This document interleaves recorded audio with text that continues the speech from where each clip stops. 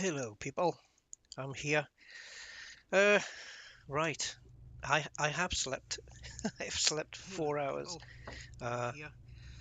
Give me a Right. second. Let me I just have get things slept. sorted. There we go. All right. So yes, we are in a dark and cold and rainy Paris. Paris Airport, Charles de Gaulle, and we're flying to Manchester today.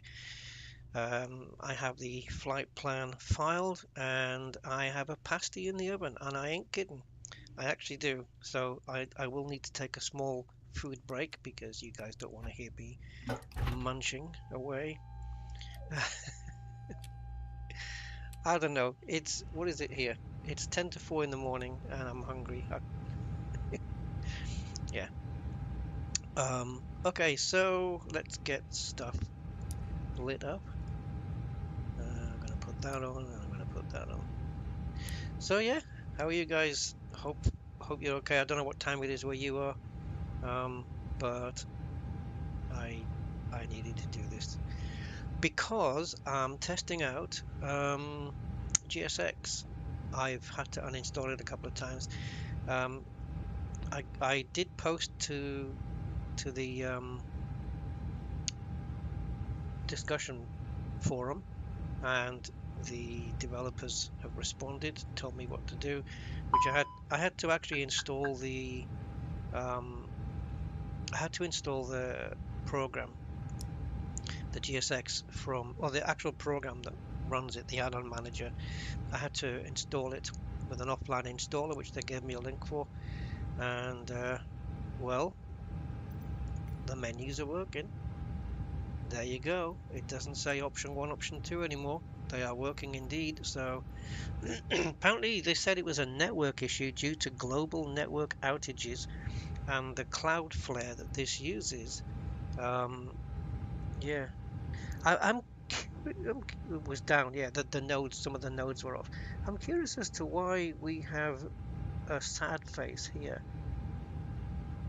It's not that I'm at the wrong parking position because I did get GSX to warp me to an appropriate one, so it can't be that. Philip, hey, can't sleep. I actually did sleep. I just went to sleep kind of early for me. I went to sleep around, I think it was about quarter to 10 to 11, and then I woke up 12 something, and then I woke up again at around about 2:30 in the morning. And so I thought, well, about 4 hours sleep, I'm not going to be able to go straight back to sleep again. So yeah, I decided just to, and then I saw the message about the GSX. I thought, you know what, let's give it a go. Let's do a flight and let's get it streamed. And I thought, I'm not going to go to the US just so I can do a day flight. No, no, I'm going to do a night flight. So that's what we're doing. And from memory, have I ever flown into Manchester before? I think I might have left from there, but I don't know if I've ever flown into it. Um, I actually don't know. So we should have rain here. Do we have it? Broken clouds. It doesn't say it. If there was rain here, you would see the letters RA. Huh. But no, it's not here. And the ground isn't really getting wet. We're just getting drops on the glass. And we've got rain in Manchester. See, this is rain. We've got broken clouds at 1,700 feet, 1,700 feet, broken clouds at 2,500 feet, and overcast clouds at 4,000 feet. It's 12 degrees in Manchester, dropping to 9 degrees. That's probably the next. That's probably the next night coming. Um, yeah, but it's not showing rain here, so unless the rain is going to be and 1010 here as well. So unless the rain's going to be backing off at some point, I don't know. But it's not that the ground outside isn't soaked. So in fact, it does look pretty dry, to be honest. So yeah. At some problem. See, I just read your message there, and I combined your message with my next sentence. 4 hours sleep. At some point, my alarm on my phone's going to go off, which is telling me that my pasty is ready. Yeah, I've got a steak slice cooking in the oven, and what the hell, who cares? Oh, and a cup of tea. My God, I really fancied a cup of tea today. So we're going to be flying up to 38,000 feet, and we've got the flight plan in. That's good. So let's go to ground services. So the next thing I want to find out is, we've got the GSX menu sorted out, but do we have the textures on the people as they sit down? We did fix that last time, but it's been uninstalled and reinstalled since. I'm not going to load the aircraft yet because it's a wee bit early. We're just going to leave them inside the nice warm airport for now. So let's get the initialization done. GPS alignment in 4 minutes, so we've got no maps, or no GPS actually for now. Parking brake is on and TCAS is on standby. That's okay. Right, so let's go to the init request and get the SimBrief flight plan loaded up. Awesomeness.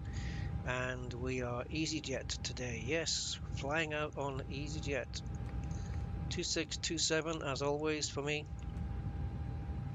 Again, 2627 is just that my father was born in 1926 and my mother was born in 1927, and so I use 2627 as my flight number. Simple as that. Right. Now let's go to the flight plan itself in the pilot brief. Cost index is 5, which is a really low economy kind of number, which I would expect from an economy airline like Easyjet.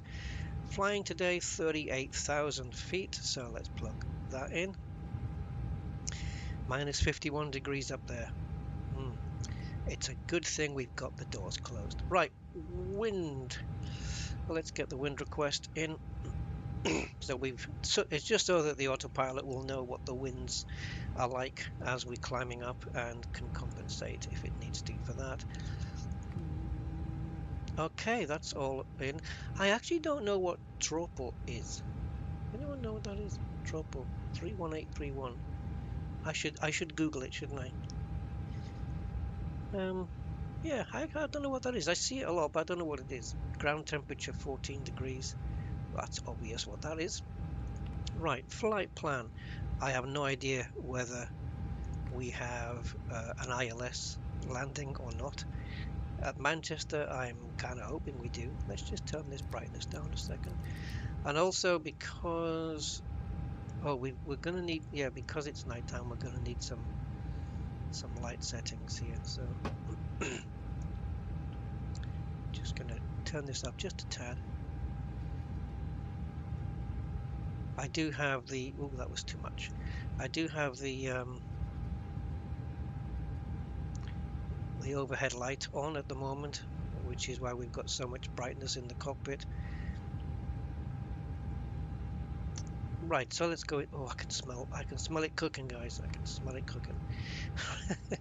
Right, departure. I haven't got a clue. I have not looked at the routing yet. Let's take a look. Right, so here we go. Ooh, okay, that's quite a few waypoints there. So we're flying out 27 left via Atrex 5A and Atrex. Okay. Whoops, did I move it? Of course I did. And there's my pasty alarm, guys. I'll quickly put this in. No, I won't, because I've forgotten. 27 left via Atrex. Okay, 27 left. So we can do that. So 27 left is our flyout, and Atrex 5A. No transition here. Okay, and we have GPS. Yay. Let's get that inserted.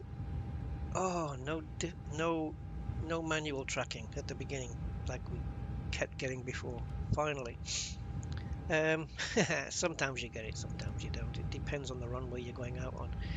And we are coming in on runway 23 right via elbows 1M. Elbows 1M. Okay. Sorry, say that again. 23 right. Okay. So ILS 23 right, and it was elbows 1M, wasn't it? It was. Yeah. Sometimes you can get elbow 1S, or you can get a different letter at the end. So I just wanted to be sure. No transition offered. So in we go, and that's the flight plan. Cool. And once I'm okay with that, we'll start boarding passengers. So I'm just going to go and grab my do I take flight requests? Well, you're a member, Philip, so yeah, if you want a flight request, as long as it's not going to be like a 6 hour, but as a member, yes, the answer from a member or a patron, yes, I'll take a flight request. Let me just go and get my thing out the oven before it overcooks itself. I'll be 2 seconds. Let me just put this up on here. Looks like the rain has stopped.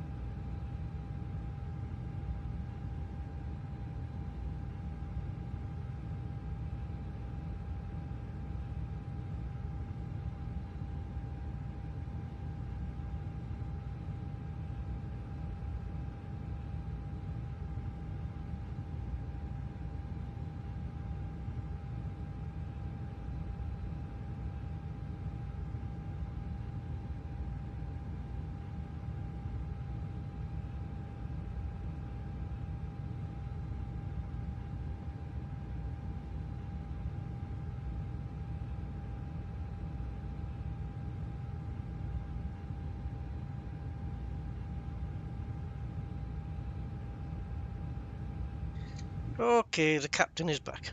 Right, it smells lovely, but I can't bite into it right now because it's too hot. Yeah, Philip, what request do you have? And the rain is back. What request?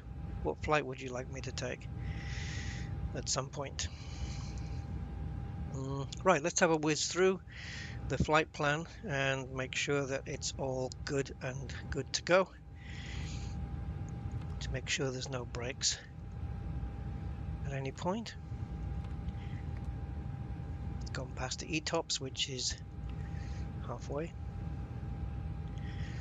Looks like Elbos has. Is that a constraint? Wow, that's a high one. 20,000. Okay.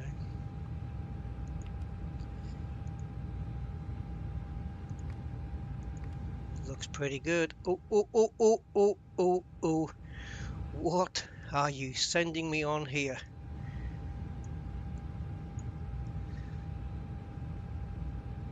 What are you doing here? What is this?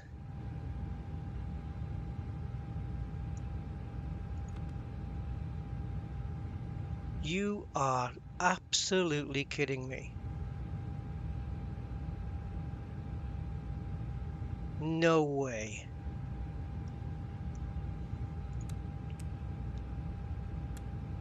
So you want me to fly up close and personal to the runway, fly away from it, and then loop around and come back and land on it?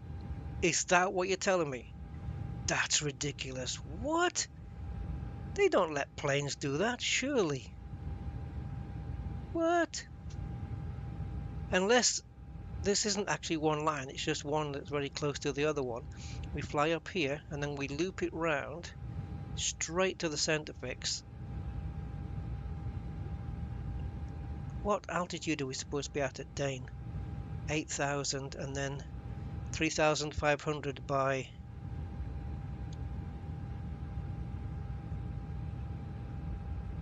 the time we get to the MCT waypoint, which is here. Is this for real? UK supremacy. Hey, how you doing?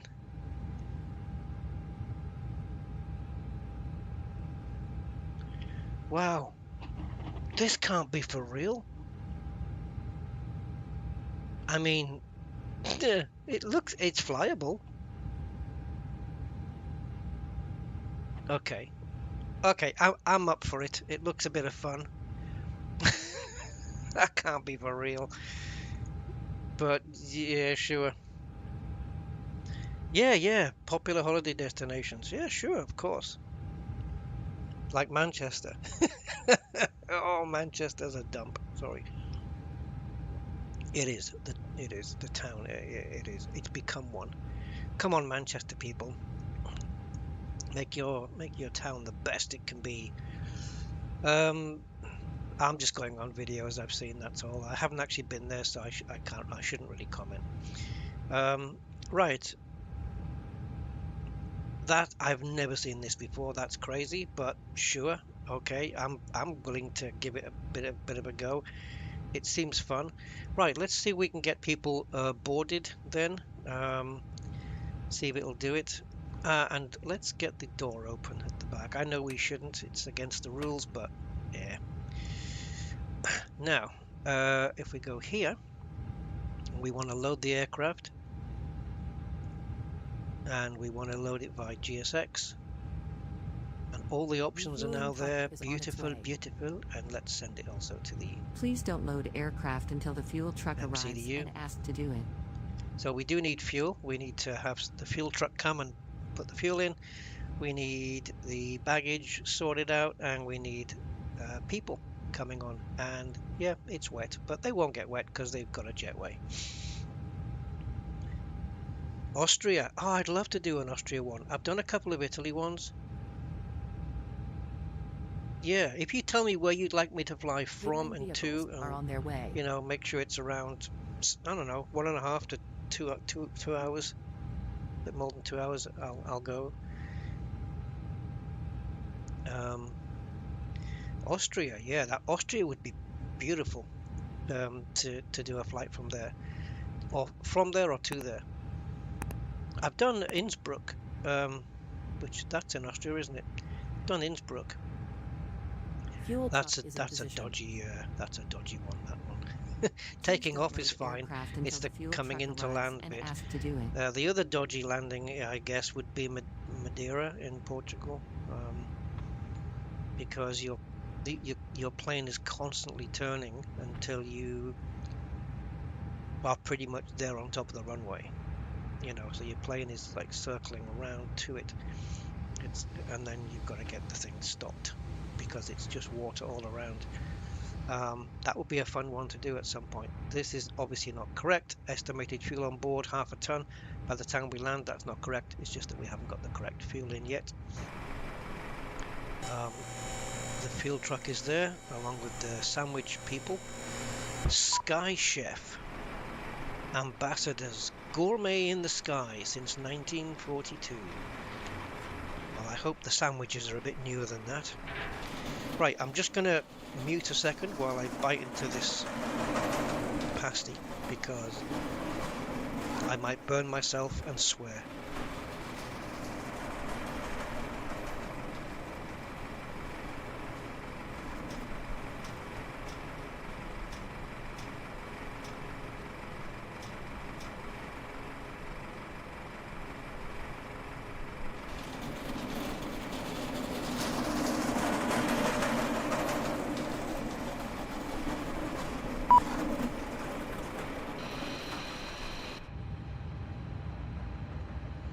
Now, okay, well, I've done that. Yeah, that was hot. I just burned myself on them. Anyway, doesn't matter.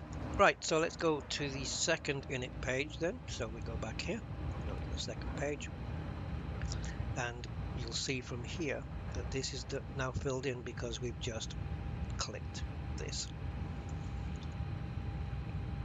So we need to get. We started off with 3,000 kilos in the tanks. The petrol truck, or the fuel truck, is now putting fuel in, and it's going to reach, I'm guessing it's going to do 5,770 or something like that. We'll see. And then the luggage has to come on board, and then the passengers.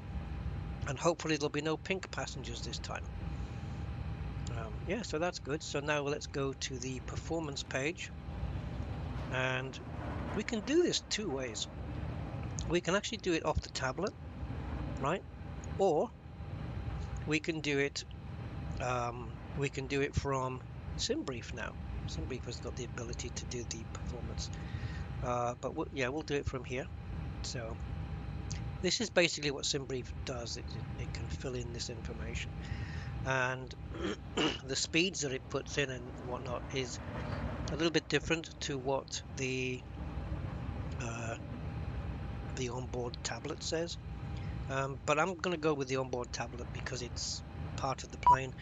With the Boeing though, the Boeing doesn't have such a feature like this one, so I think I would use the SimBrief one for that. So next time we fly the Boeing, we'll try that. Now the temperature here is, does it say here? Yeah, 16 degrees. So anything that's 10 degrees or less, I would probably consider using anti-ice. But as it's 16 degrees, nah, don't need to. Oh, temperature's right there, look. Duh. Alright, so we calculate that. And rather than manually putting it all in, transition altitude 5,000, is it? Well, let's pop it into the MCDU. So we'll click send to MCDU, and that should have populated that page. But is the transition altitude out of Paris, sorry, 5,000 feet? Probably, yes. Let's go check. So Charles de Gaulle, and go to the ground charts, and actually let's not go to the ground charts. Let's go to the departure, and we were on Atrex 5. Boarding let me requested. take a look on SimBrief. 5A. Atrex 5A. So this one. Okay, yeah, it is indeed 5,000. We can see up at the top here. Transition altitude is 5,000, and this is our flight out path via Atrex. So we'll be flying this one. Okay, cool. Nothing to adjust there then. Let's go back here and into Manchester then. If we go to the ground charts, and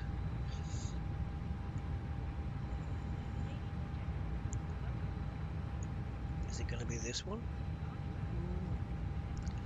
I can make do with this one, yeah. Right, so flying into Manchester via runway 23 right, I believe it was. So that's this one. So that's a course of 231. I don't really need to write this down for the Airbus because the Airbus kind of gets this information all by itself anyway. But out of habit, I'm going to do it because I do it for the Boeing. And also the ILS frequency we can get somewhere else. But where are we? Are we positioned? No, we're not positioned here. We're not in Manchester yet. Let's go here, back to Manchester again, do final approach. And we're final approaching into ILS 23. May I see your boarding pass? I have to keep referring back to SimBrief a sec because I'm not convinced with my own. Right, so final approach course actually says 232 there. ILS frequency 109. Again, I don't need to write it down, but not for the Airbus, but I do it out of habit because I don't want to lose that habit, if that makes sense. Because I need to remember that habit for the Boeing, because that needs to be put into the plane, but you don't have to do it on this one. So ILS, so the decision altitude is 449 feet, and the runway is 249 feet above sea level. So add 200 more to that, and you get the ILS. Awesomeness. Transition altitude is 5,000 coming in as well. That's it really, that's all I need from here. I've got all the frequencies here, but Beyond ATC already knows those. Actually, there was one time where Beyond ATC was giving me the wrong frequencies. Hello. And I tuned into the correct one that was listed here on the charts, and Beyond ATC picked it up and it worked. So cool. Right, are people getting seated? Anybody doing the moonwalk as they're coming in? It looks like we have GSX working, guys. This is awesome. There's a whole family there, look. Mother, father, and kid. Cool. May I see your boarding pass? Nobody's doing the moonwalk yet. I mean, when they get to their seat, they do.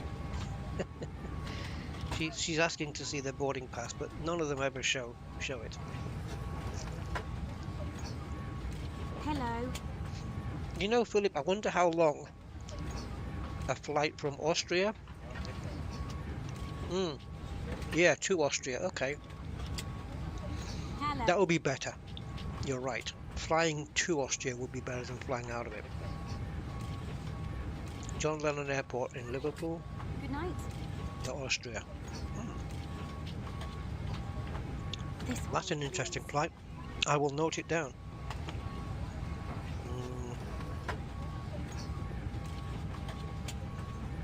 Hey, but listen, if I fly out of John Lennon Airport and we have a full This way, please. passenger complement on the plane, imagine all the people. May I see your Sorry, boarding pass? no, okay, couldn't resist. Right, Liverpool to somewhere in Austria, Salzburg or something, right? Welcome on board. Sorry, my brain's going 100 miles an hour now, just thinking, imagine there's no turbulence. Right, okay, Welcome on board. we won't go there though. Let's not go there. So, okay, let's go to flight plan Hello. and see if we have an initial climb out altitude. Well, I'm going to file out for 10,000 here, and just if air traffic control say something different, then Welcome on board. cool. We'll initially fly up to 10,000 though. Right, let's get the constraints on. I always like to have those on the display. And we need to pop this back into ARC mode. This way. Right, fuel on board. Yes. Ooh. Have they underfueled me here? Hello. 5760, wasn't it? Okay. Let's have a look. I can't remember whether they have or not. Hello. Yeah, they have a little bit. 5763. I've got 3 kilos less fuel than what I should have. It's fine. Absolutely fine. We've got plenty of fuel on board. We're good.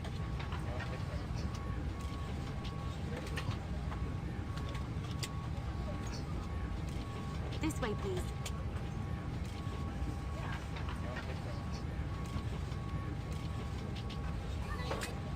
Hello.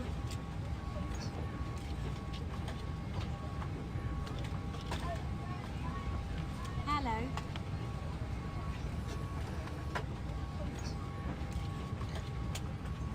Now lately I've been having to close the cargo bay doors myself, and it looks like that's going to be the case again. This way, please. Oh, nope, they're not finished yet.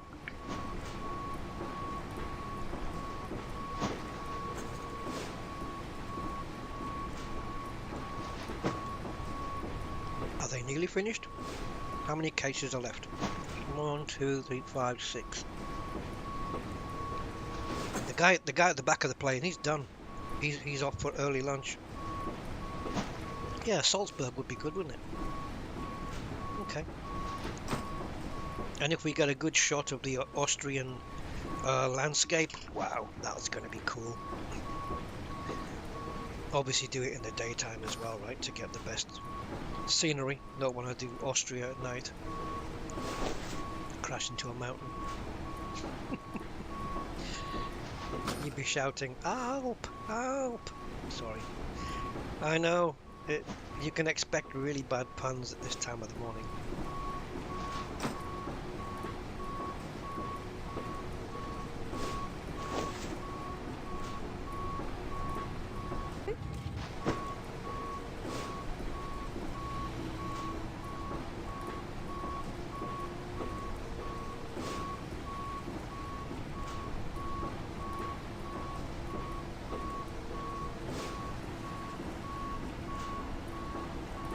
What's this then? Ventilation for the APU firing up? I don't know. I just noticed it from a distance there. At some point that's going to close. I don't know what it's doing, to be honest. Right, yeah, it looks like we have to close the doors.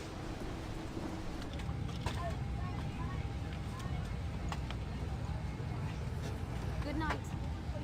Yeah, the Austrian Alps. Lovely. Should be really nice as well, to be honest.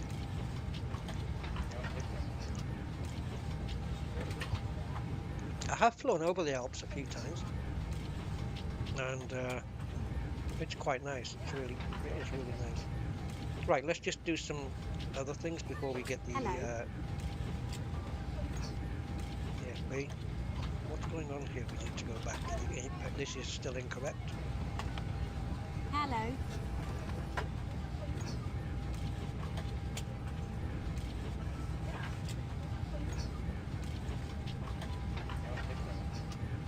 Hello. I'm not convinced about this. And I think the problem is Hello. we should have sent it to the Hello. CDU later. There we go, 3.2. I knew we were wrong.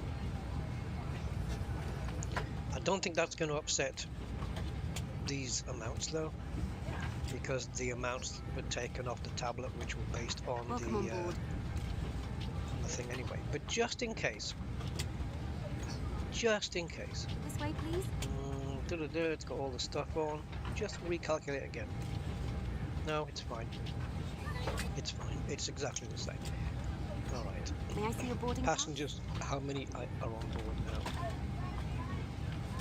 If you close the door behind you in the cockpit, you won't hear the stewardess's voice. Okay, so we have 106 passengers on board now. It seems that kid in the front is in the same seat as before.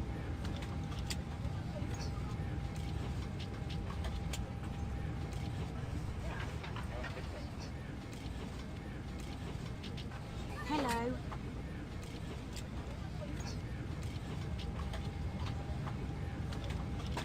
My stewardess were just good friends, almost. Right, let's get this brightness turned down on the PFD just a little. Hello. At night time, I like to just turn things down a tad. Welcome on board. Of course, the door to the pilot would not be open at this point. Not since 2001, anyway.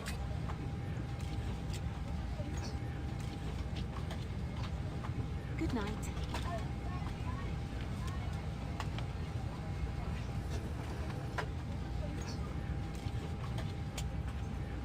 This way, please.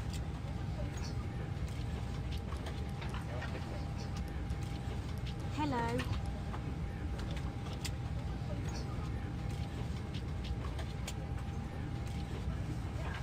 Hello.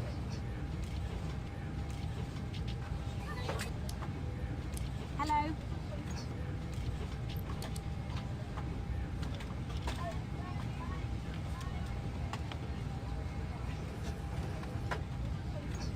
Welcome on board.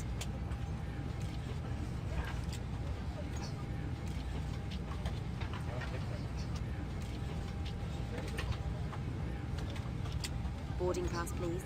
Okay, I'm not going to start the APU quite yet. But I have demolished my pasty. May I see your boarding pass? Oh, let's do the company message while we're here. We have to do that.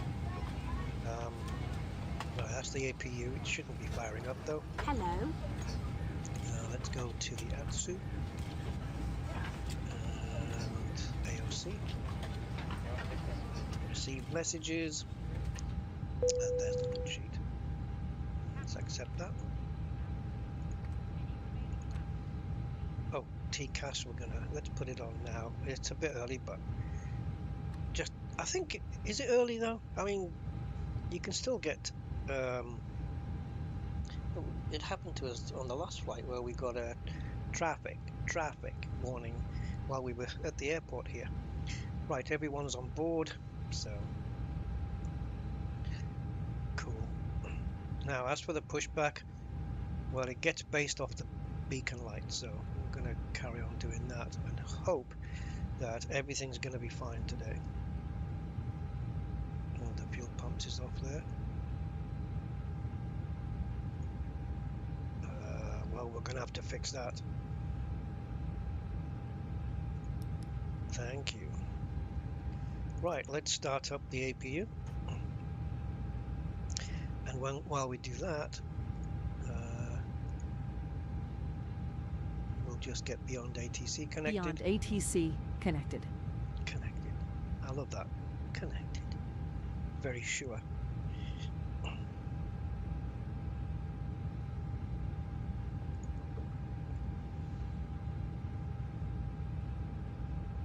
I'm not going to put the beacon light on quite yet. Or the bleed. I need to put the bleed on at some point though. I'm just waiting for Beyond ATC to load up all of its stuff. That is definitely working. And that little flap underneath is still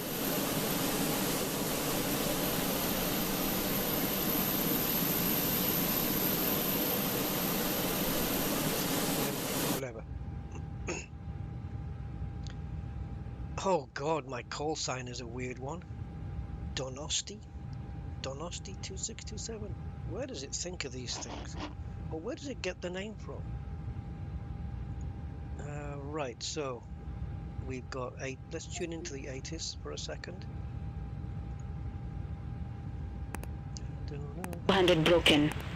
5000 broken. Temperature 16. Yep. Dew point 14. Yep. QNH 1010. Yep. Landing runways 26 left, 27 right. Departing runways 26 right, 27 left. Transition level 050. Advise on initial contact. You have 27 left is information what we're going out on Foxtrot. anyway. Alright, that's Charles de Gaulle Airport information Foxtrot. 032 for Zulu. Wind 220 at Nina ceiling. Yep, no, that's fine. Right, so I am Donosti. Okay. Donosti 2627 requesting IFR clearance. Donosti 2627, the Gaulle delivery. Expect runway 27 left. Artery 5 Alpha departure. Initial climb to flight level 060. Squawk 5611. To Gaulle delivery, taxi to runway 27 left via Atre 5A, squawk 5611, Donosti 2627.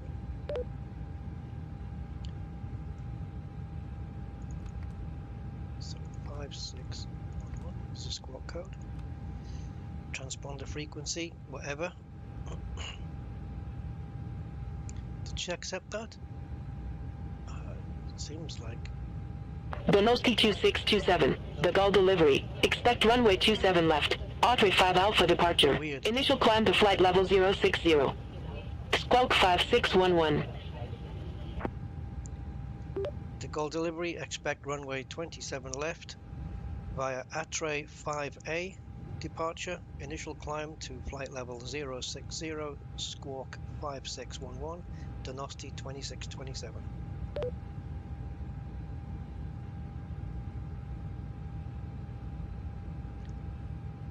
Okay, it's not even responding to what I'm saying. Let's get the computer to do it. Atre 5 Alpha departure.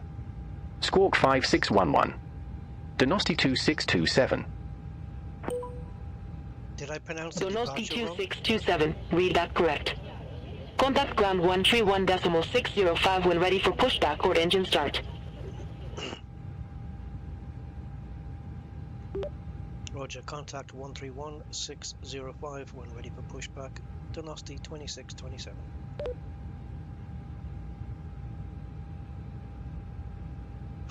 Is it even picking me up?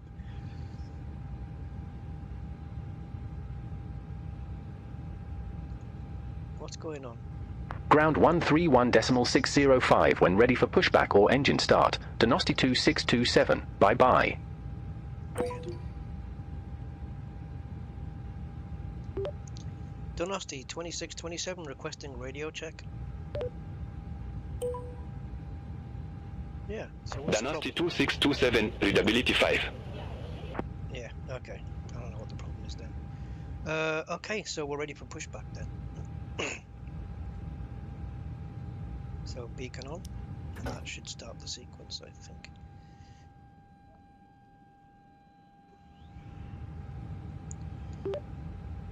Donosti 2627 requesting push and start. I should have done that first. Hello, Captain. We are ready for pushback.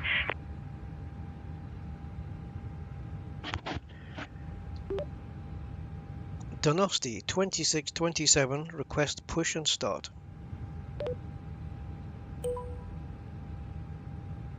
Donosti 2627, FedEx control ground, pushback and engine start approved. Face west. Departure checks completed. Bypass pin inserted.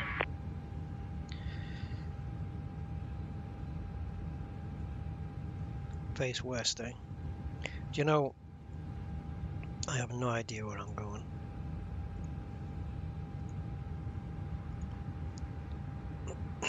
Donosti 2627, FedEx control ground, pushback and engine start approved. Oh, that was lagged, man. I asked for that. That's the one from my first request. Oh, okay, I know what it is. Pushback and engine start approved. Face west, Donosti 2627. I didn't need to do the other bit, but okay, that's good. Right, let's go to ground charts here then. And see if I can find the chart that I want. Probably this one. No, wrong one. Try Charles de Gaulle. Oh, now you're asking. Why did you ask me now? It's going to disappear. It's going to disappear off the screen because I'm not responding to it.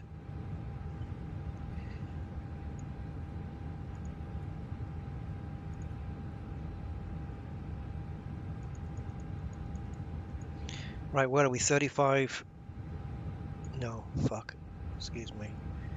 27 left. So we're going to have to go nose left. Release parking brakes, please.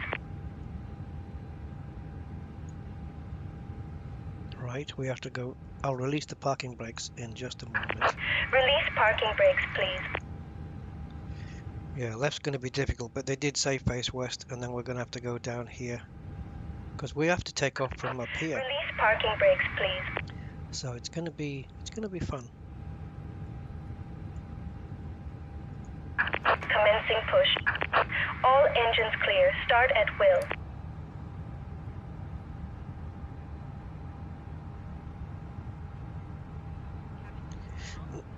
Do we have actual space though? No. No, we don't. It depends how far back it pushes us, I suppose, but okay. Right, let's get the bleed on. And let's get the engine started.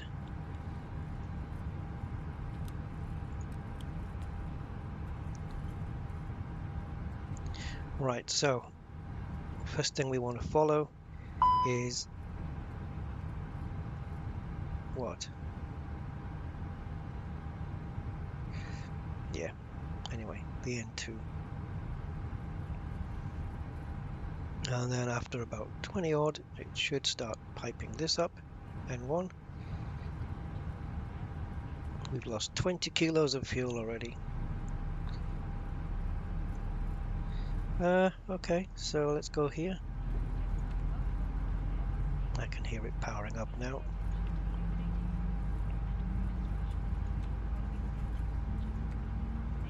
Why do we get two though? Are they different? Anyway, right.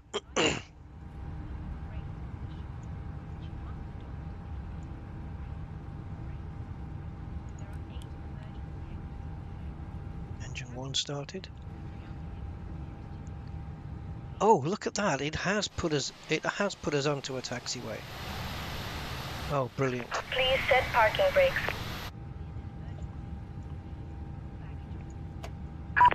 Waiting your confirmation for a good engine start. All right, passengers, this is the last you'll see of me for today. I bid you all farewell. Yes, look at that! It's put us right on the taxiway. Brilliant. Right, so now that we've done that, we need to get the taxi lights on, and I want to take off, well, let's have a look what it's like with this switch off.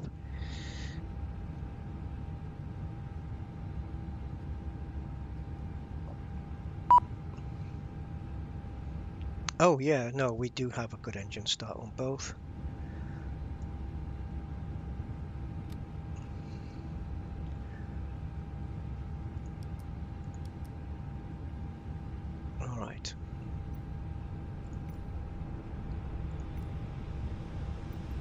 Cockpit to ground.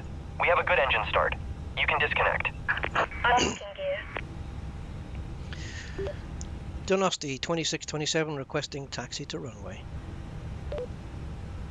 And you already know which runway we're going on, so I didn't have to say. Donosti 2627, runway 27 left taxi via Papa 1, Foxtrot, November 5, Foxtrot, Bravo, Quebec, Bravo 7, Quebec 4. Oh yeah, okay, whatever you say. Taxi to runway 27 left via Papa 1, Foxtrot November 5, Foxtrot Bravo, Quebec Bravo 7, Quebec 4. Donosti 2627. I said it at the beginning and the end, didn't I? Don't know. Oh, I was happy with that. Right, let's decode that. Disconnected. Bypass pin removed. Right, Papa 1. Okay, so here, which is where we are, on to Foxtrot November 5. So that's here, right? Foxtrot November 5. So in other words, go up Foxtrot then after that. So we're going up to Foxtrot. And then Bravo, which is here. And then Quebec Bravo 7, which is here. And then Quebec 4, which is here. Okay, no problem. So we just come out here, we go all the way up here, staying in the middle, across to Bravo, up on QB7, and then bang. That's how we do it. Easy. Yeah, of course it is. Right. That's it. I mean, we should check the outside. We've got the lights on, everything's working. We've got the, yep, she's walking away, we're good. The moment she's walking away, we can release the handbrake, parking brake, whatever. And I also want to put in the flaps as well, so let's go to position 2 on the flaps. And we should be able to see that from here or here. Do we see the passengers on board here? No, we don't see it from here. That's because I've closed the door of the cockpit. If the cockpit door was open, we'd see the passengers. All right, we are free to go.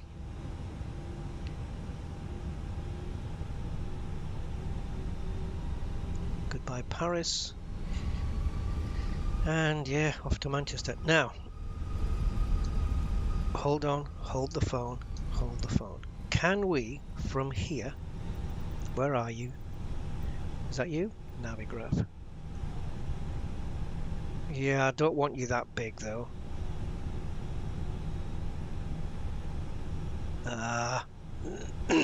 This is quite big on the screen, but let's have a look and see. So if we do LFPG, go to the charts, and then we want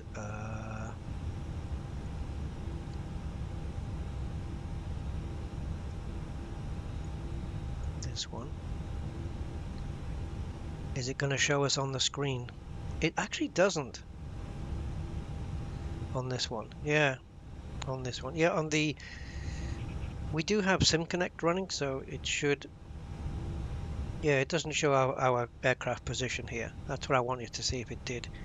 But it doesn't. It does it down here though. So we're going to take the next right and then just follow all the way up, basically. All right, off you go.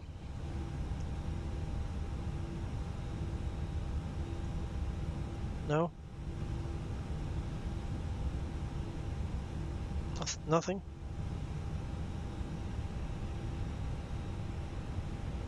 Now what? You got stuck again?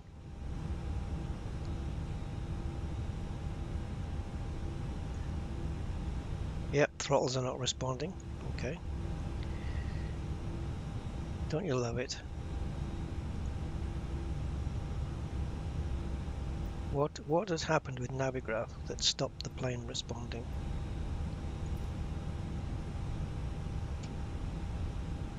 I got nothing, guys.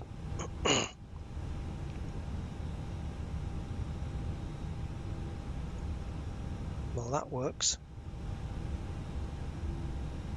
All right, so we have an issue. Quite a major one, actually. Yep, none of the switches are responding. And there's no way out of this, as far as I know. It has happened on rare occasions.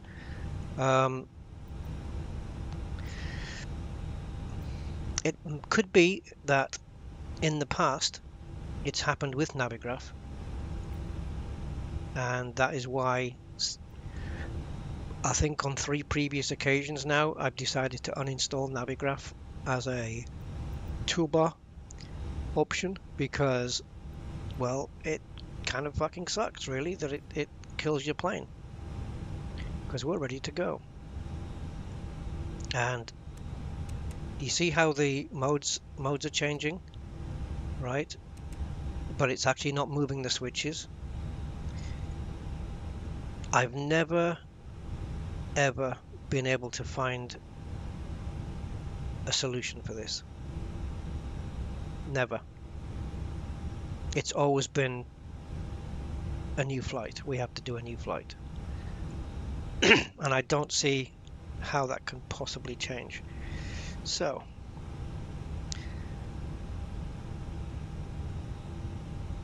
I'm going to have a look at something in the task manager and see if, oh, for fuck's sake. Right, and see if that's going to make it work. If not, then yeah, we're screwed, guys. End of stream. That's what we're looking at. Navigraph.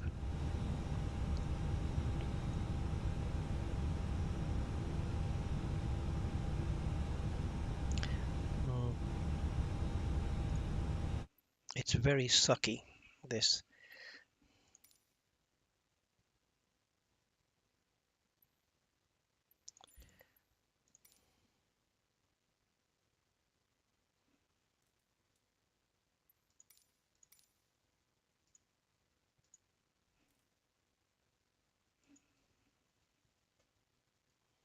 Okay.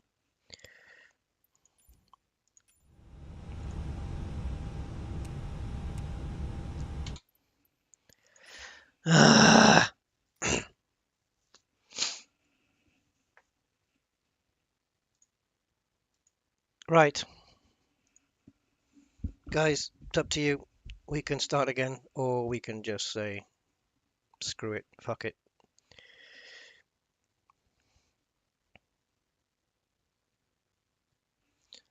Actually, what I'm going to do, just to be on the safe side, is rather than just go back to the main menu here, I'm going to exit Flight Sim for a second. I know it means we've got to wait an extra 10 minutes while it loads up again, but I'm actually going to go into Navigraph Hub and remove the widget from the toolbar, because that clearly fucked it up. And just the fact that it's present and exists on my sim is a parasite, so it must go. So let's get out of here and go to Navigraph Hub. You won't see any of this on screen, of course, but such is life. I'm sure a Navigraph Hub's going to load at some point.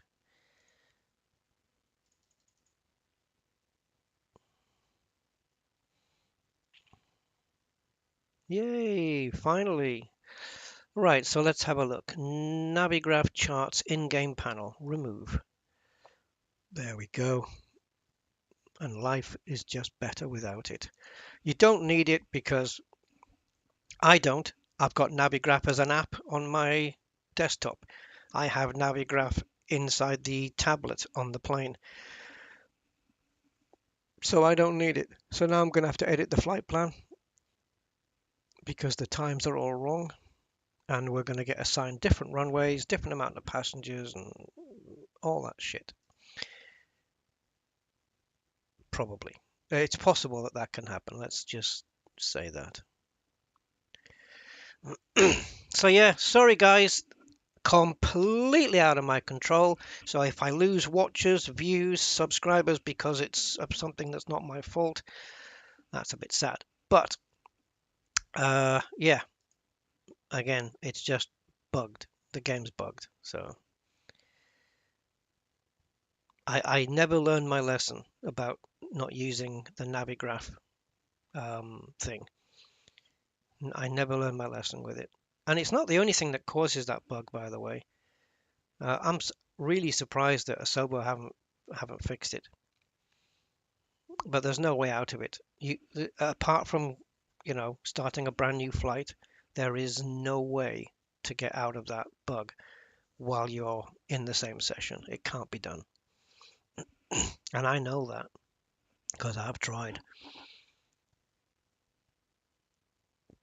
So what we'll do is on the boarding, we'll just use instant boarding rather than getting people on.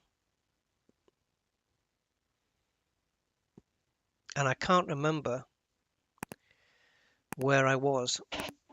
I can't remember the position that I was.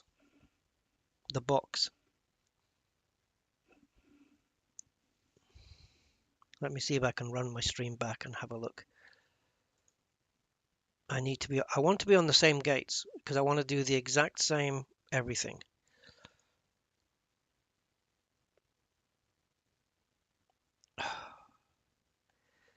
Oh, this fucking thing.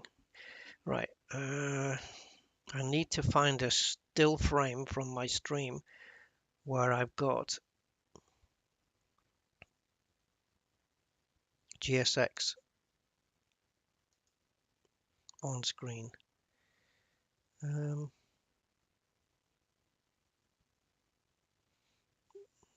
Especially at the beginning. That'll tell me the gate number. Have I got it? Yes. A4. We're at gate A4. Okay. Awesome. Right, so only the patient ones will survive. I've got an advert coming up. I'm going to skip it because you guys don't deserve to have that advert right now.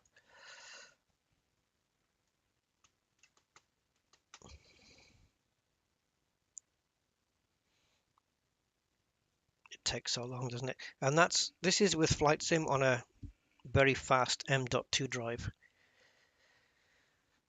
Oh, I wonder how 2024 is going to compare when it comes out.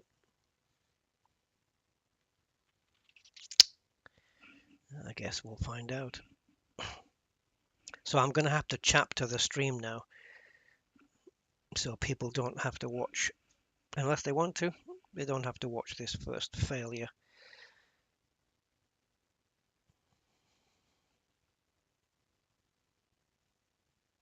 I don't know which is the most annoying. Something that goes wrong that's my fault, or something that goes wrong that's the game's fault. I think it's worse when it's the game's fault. Because when it's my fault, I can learn from it and fix it. But when it's the game's fault, you know it's going to fuck up every time, right? So where were we? A4. Oh, where the hell that is. What I can do is just put myself... Ah, here it is. There we go.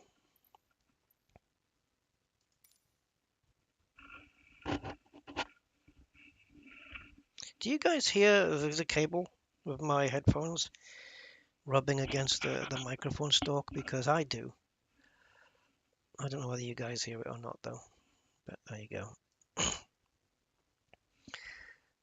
Right, so I can't re-edit the sim brief until we get onto the airport because the times are going to be all wrong.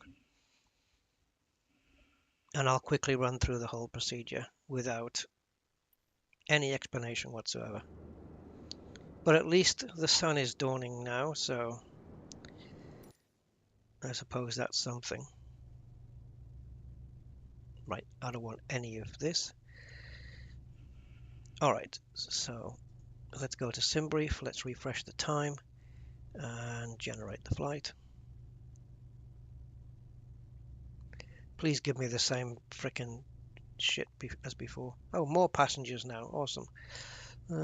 27 left, 23 right at Trex Elvos. Okay, so same flight plan apparently. Right. Okay, I'm going to whiz through this, guys, so bear with me.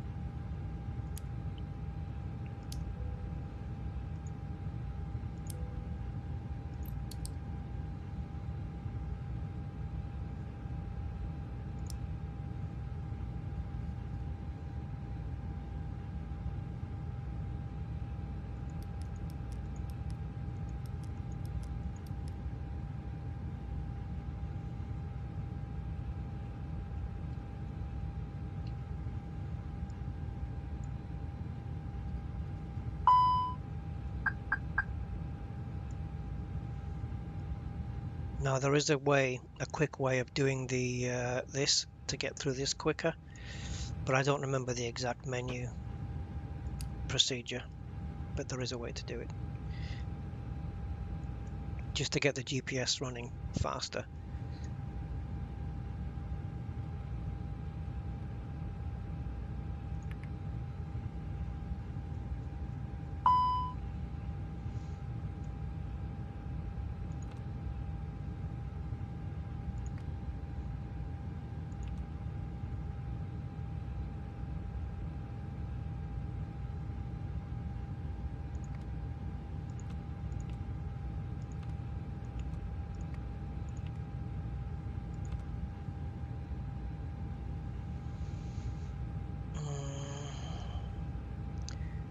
I'm not going to be looking over on the tablet so much for the flight plan because I'm going to do it straight off the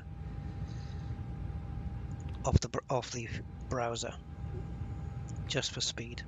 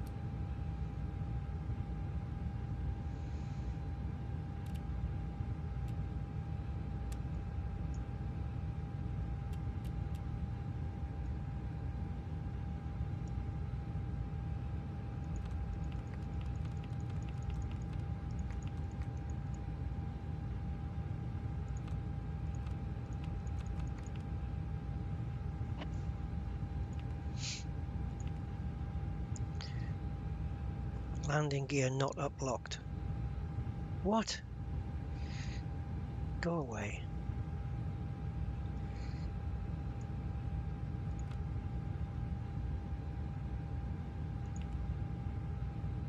Right, so in order to get the GPS up, you have to go to failures. No, I don't think it's that. It is failure menu, but I don't know if it's that particular failure menu. There may be another one. Yes.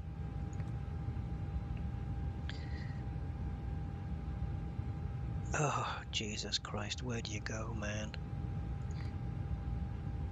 Manual failures. Here we go, navigation.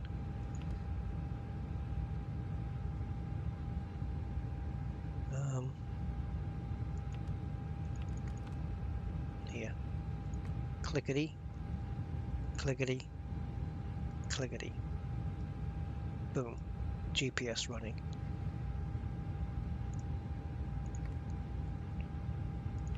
That's going to save us 6 minutes. Right. Next.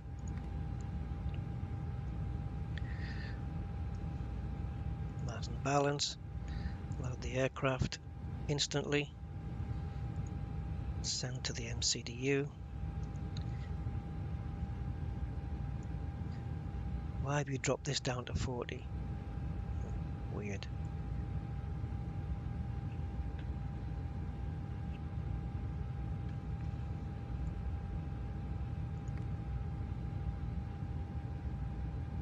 Okay.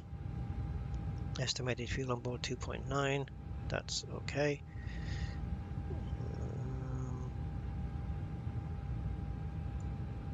We've got a failure here, but I don't know what the hell is going on. Let's just clear it and hope it's all good. Because I don't have time for its bullshit, basically.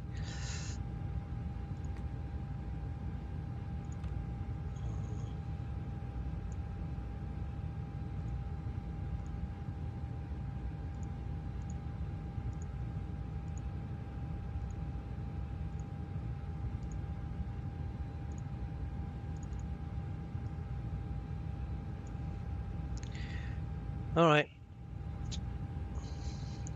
Now, because we did an instant load,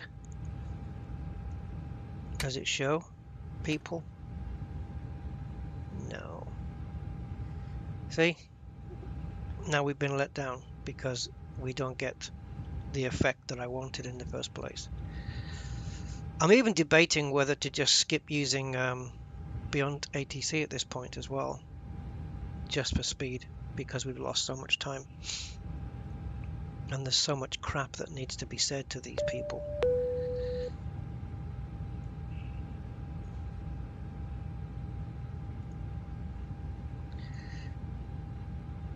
Beyond ATC connected.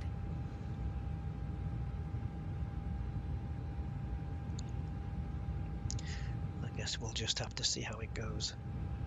Because I'm not in the mood for being sociable to these people, to these AI. We're having to wait for everything to load up though, because Beyond ATC is not instant.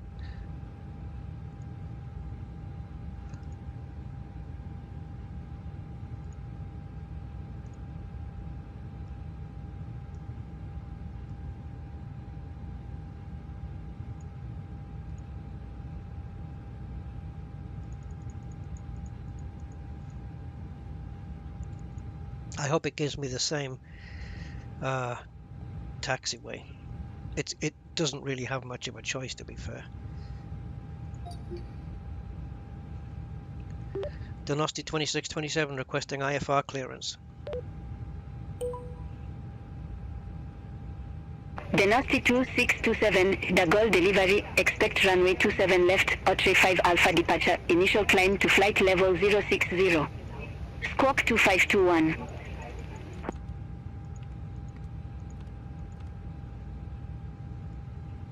Right, you can respond to that. A35 Alpha departure. Squawk 2521. Donosti 2627. Ah, so you can say 267. Yeah, I thought so. Donosti 2627, read back correct. Contact ground 131.605 when ready for push or start. Let's do it manually.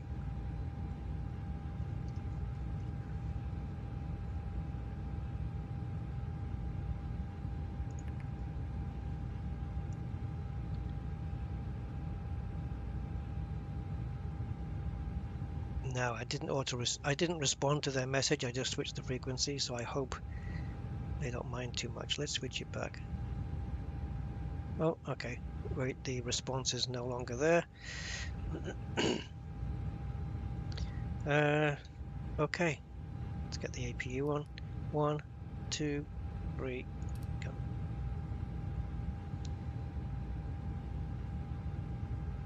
We'll have a better flight now, actually, because it's getting light. So we should see some sunrise, I would imagine. Oh, and there's no traffic. I thought, okay, yeah, the traffic program does quit when you quit MSFS. So let's get that running.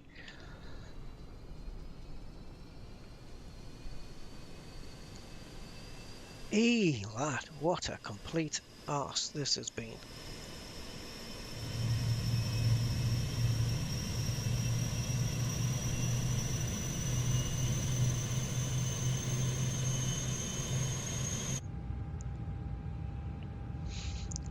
Yeah, when I did the departure calculations, I did record the runway as being dry. So it's not exactly soaking wet out here, is it? I mean, it just isn't. Yeah, so it should be quite light by the time we get into Manchester. Early morning sunshine.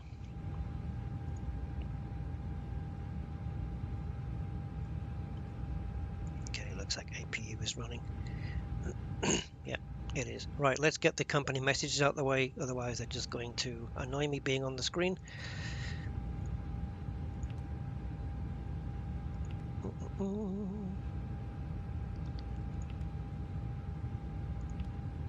Also, there's something I want to check to make sure that I did it.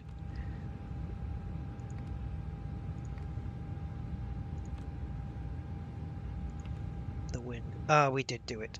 Awesome. All right.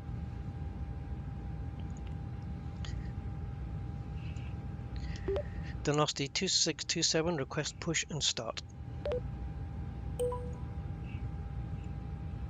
Donosti 2627, FedEx control ground, pushback approved. Face west. Pushback approved, face west, Donosti 2627.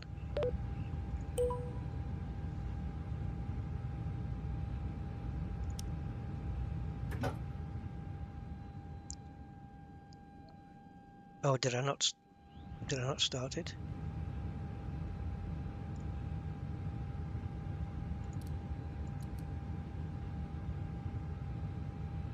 Okay.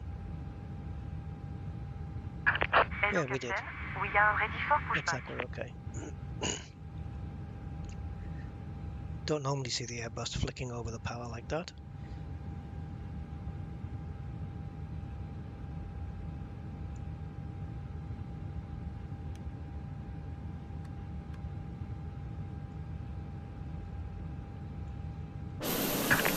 Departure checks completed. Bypass pas inserted. Come on, sweetheart, hurry it up. Let's go.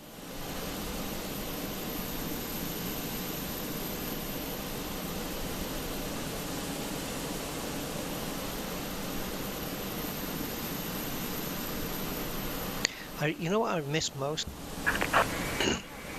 on my headphones is the mute button on the left cup. That I have to use a keyboard now. It's annoying.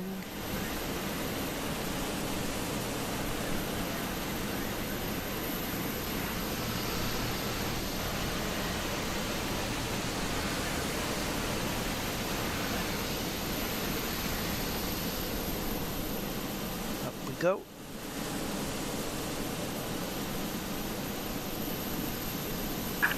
Release parking brake.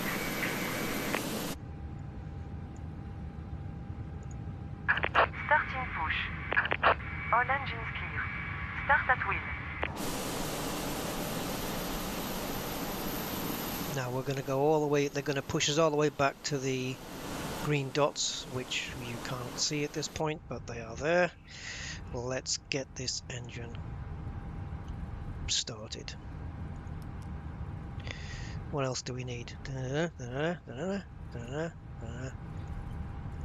You, and I think you're already on, right? Yep. And you're already on. Good.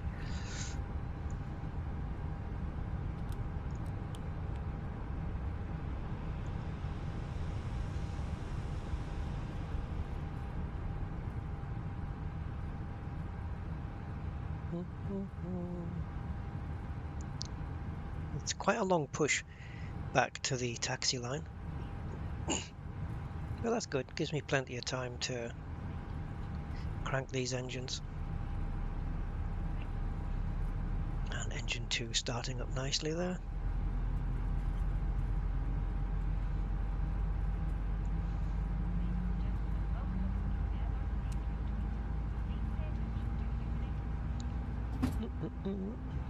Yeah, that's good. Let's get the next one.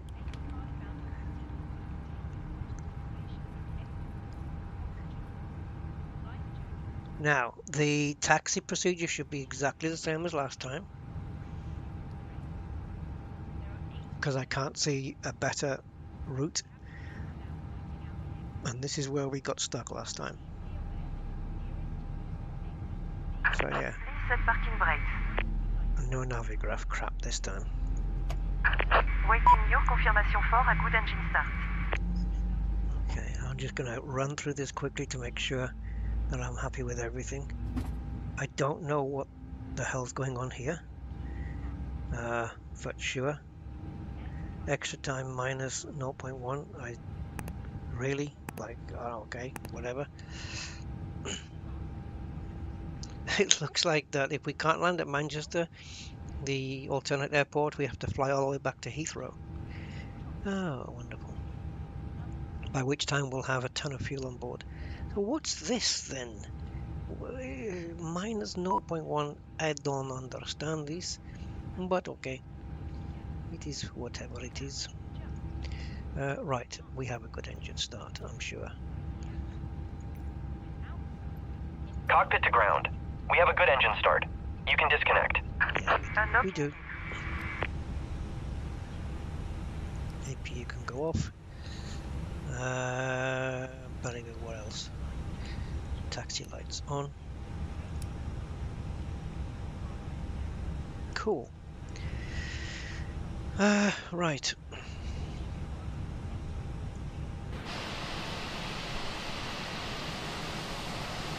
Maybe we should do the taxi lights after they've moved away so we don't blind them.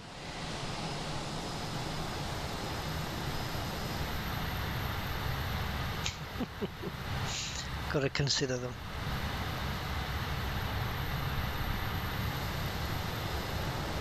Notre disconnected. Bypass par 1.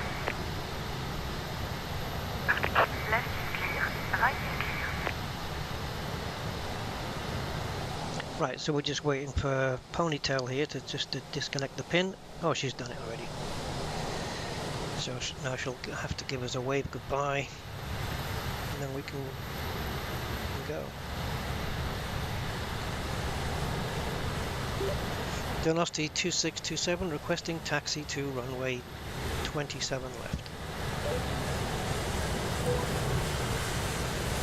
Donosti 2627, runway 27 left, taxi via Papa 1, Foxtrot November 5, Foxtrot, Bravo, Quebec Bravo 7, Quebec 4. Yeah, it's essentially the same. I'm going to have my first officer read that back, because I can't be bothered. Runway 27 left, taxi via Papa 1, Foxtrot November 5, Foxtrot, Bravo, Quebec Bravo 7, Quebec 4, Donosti 2627. Flaps into position 2. And let's skiddly-daddly do. Let's go. And we are moving. How nice. Lovely feeling to be moving and for the plane to be responding to input.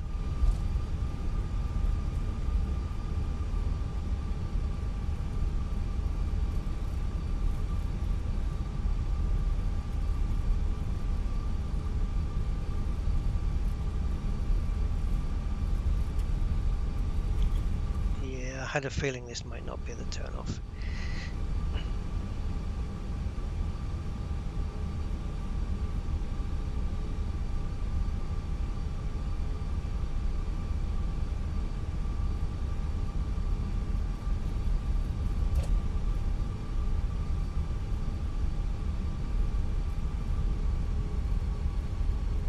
Okay, any trucks or any crap on the runway, I'm just going to ignore them.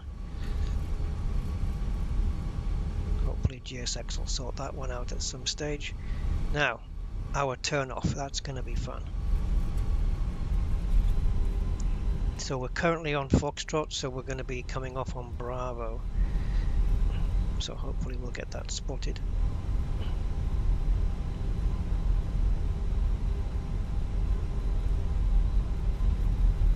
Ooh, big bump there.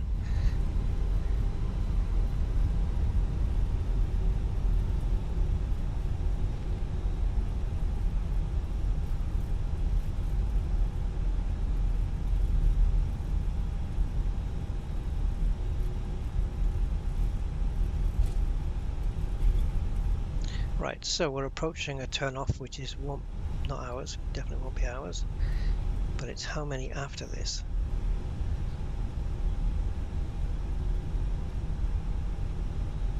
So what I'm just going to do is back it off here.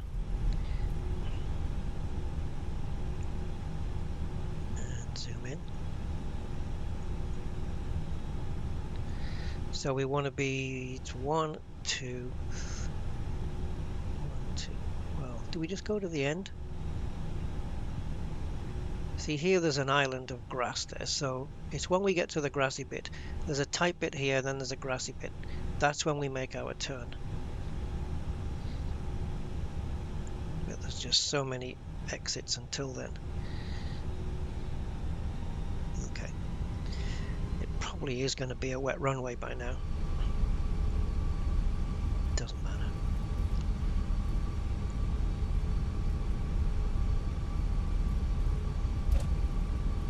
See, I'd just like to have this Navigraph display somewhere here so we can just watch it as we go. I mean, I can do this, right? We can do this, which should show us.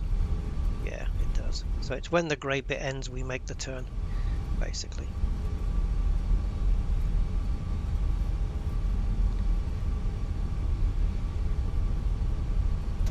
I have to slow this down because I'm going really quickly here. Illegally quickly. Okay, so this should be Bravo.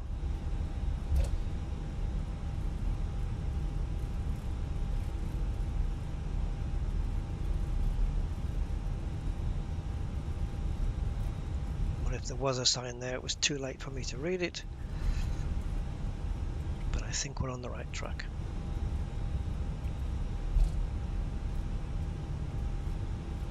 We are indeed, and we've got to take off QB7, so it's 1, 2, 3, 4.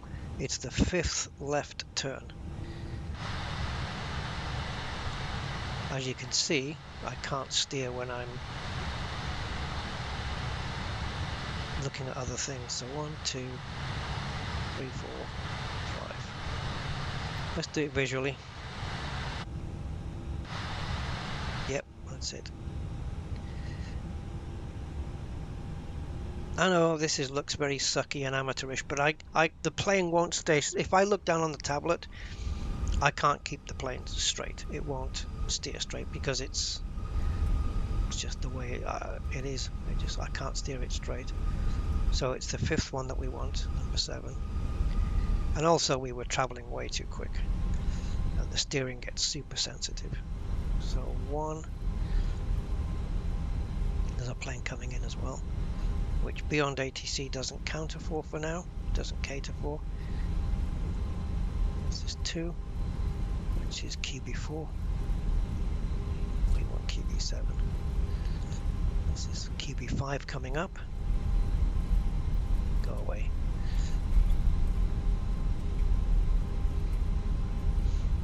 QB6 coming up.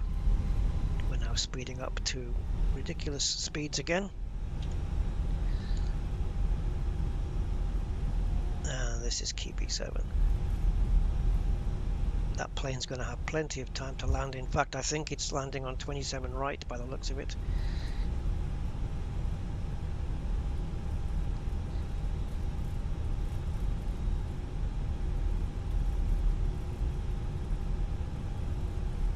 Donosti 2627. Contact the Gold Tower 120.9er. Have a good morning. Donosti 2627, contact the Gold Tower on 120.9er. Decimal 9er. Who cares? I don't care. Point, decimal, does the same thing.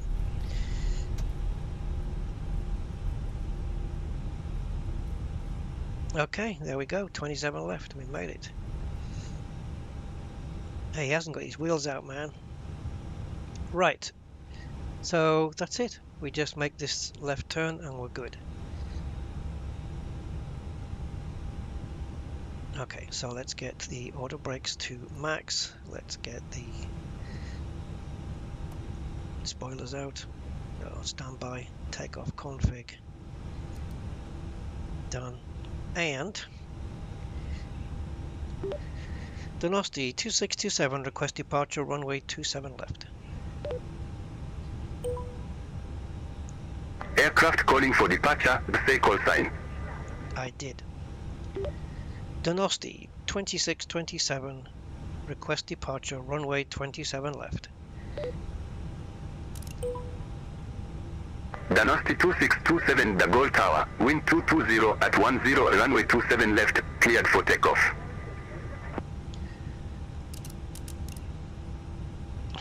Roger, clear for takeoff, runway 27 left, Donosti 2627. Bye bye.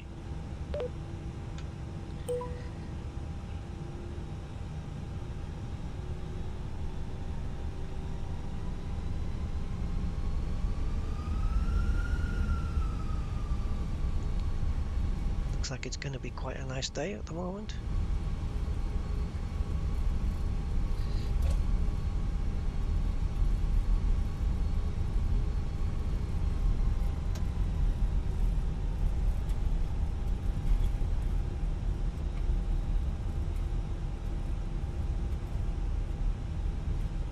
Right, everything is checked out, ready to go. Goodbye, Paris.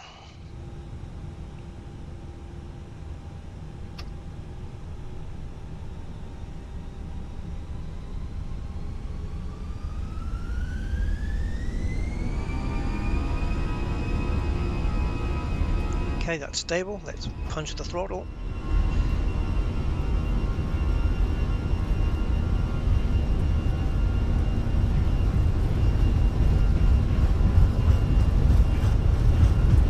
Bit of wind, just feel it, not too much though. I've had worse.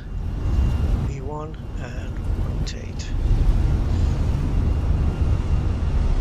Positive climb, so gear goes up.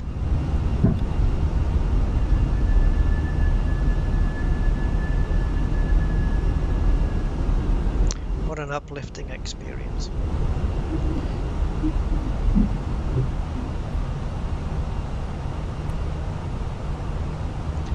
One.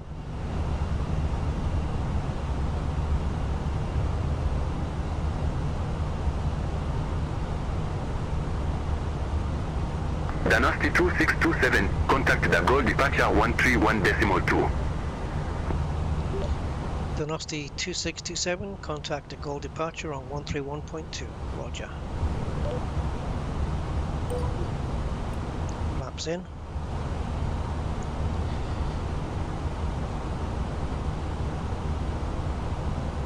Very nice. Okay, autopilot, she's all yours. Let's disarm the spoilers.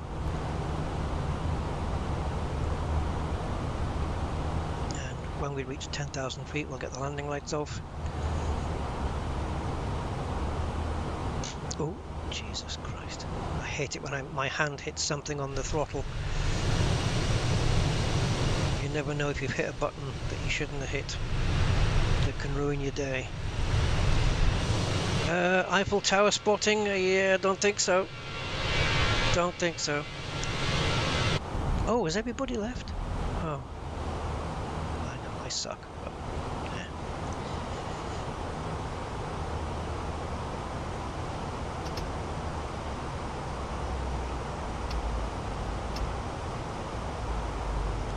Oh, okay, so where's the climb detent then?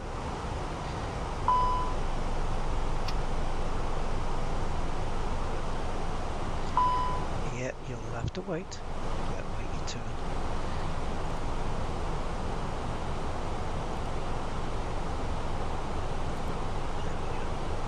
See, you're an impatient plane. Speed limit exceeded. Well, ask me if I care. We're fine. No, we're not actually, but we are going too quickly, but that's actually something I could set here, manual, isn't it? Maybe. I don't know. Doesn't matter. I went over 250.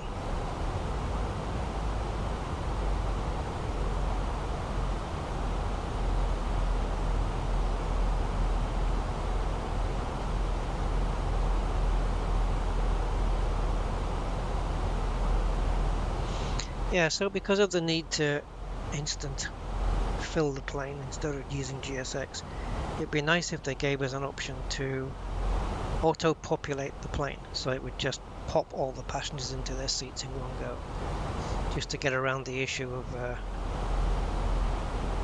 bugs in the game where you have to restart and you don't want to go through the whole GSX procedure again. It'd be nice to just have an option where you could just pop the passengers into the plane, just spawn them all in one go. That would be nice.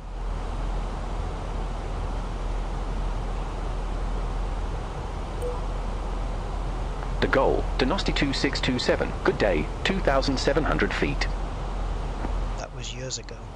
I keep forgetting to announce on frequency, so I don't get the command to climb to the next altitude. And this is what's been happening. Roger, climb to flight level 190, Dynasty 2627.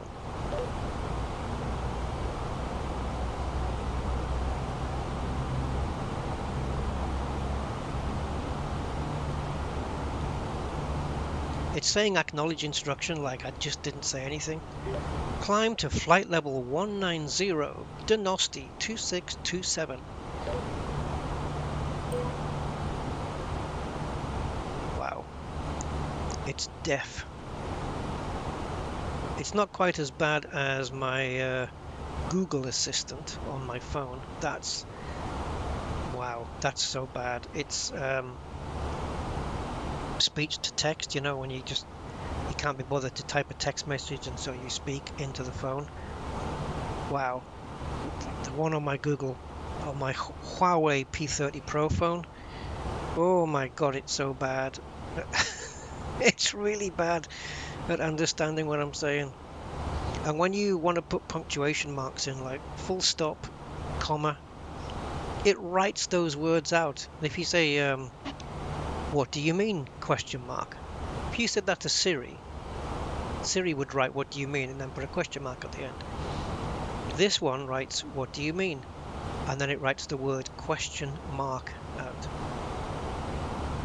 Sometimes it puts the symbol, sometimes it doesn't. Sometimes it writes the word comma, sometimes it writes the word full stop. And it's not just that, it's misunderstanding the words that I'm saying as well. It's got no, like Siri can look at the construct of your sentence and then go back and make a correction based on the construct of your sentence. Google can't do that. It just literally is word for word for word. It has no ability to look back. Yeah. Anyway. It's a flight sim, people. Sorry, I just see somebody coming on and then going off again. I'm thinking you either want to come on and watch or you don't. Well, you come on to a flight sim stream and we're in the air flying, and then you disappear. Like, what are you expecting to see? we're not in a fighter jet. We're not taking down Russian MiGs. I just lack understanding of some human behavior. Anyway, never mind all that. We've got lovely scenery here. A lot of cloud coverage though.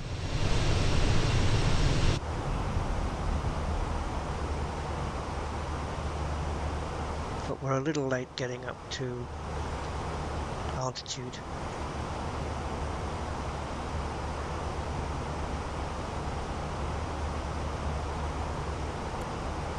I just change the range while we're up here, why not?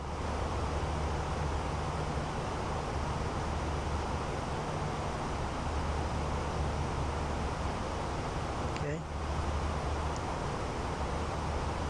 Don't think we need that light on now.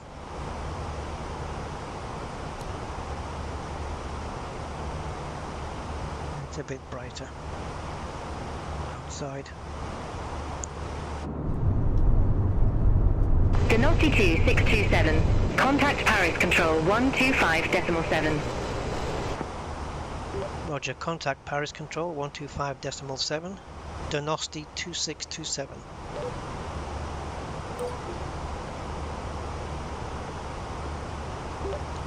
Denosty 2627 to Paris Control. We are flight level 170.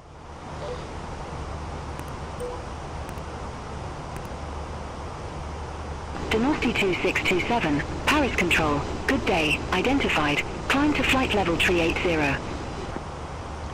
Climbing to flight level 380. Roger. Denosty 2627.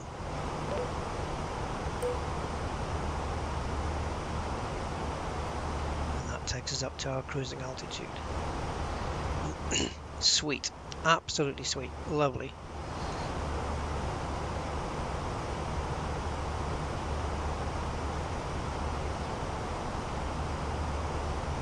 And as for me saying earlier about I don't know if I've ever flown into Manchester, one thing I do know is I've never flown into Manchester on this approach that we've got planned out here, because it just looks wacko.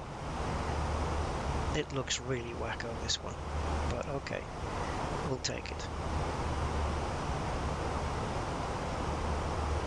It looks crazy. Flying parallel, no, flying to the runway and then flying away from it and then literally just doing a U-turn and then coming back to it. I've never seen anything like it, but hey, why not, right? It's fun. I'm dying to see what this plane does. It might just not work out too well. We'll have to see. Oh yeah, we can take the landing lights on now. And oops, wrong button. And we can also take the seatbelt signs off.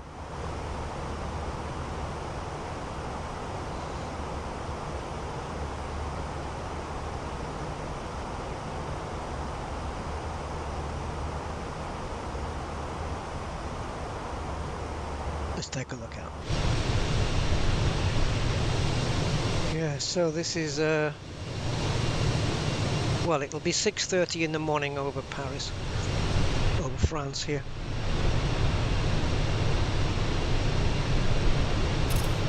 But it's 5:30 my time. Wow, check that out. Denosty 2627, contact Paris Control 126.475. Roger, contact Paris Control on 126.475. Denosty 2627.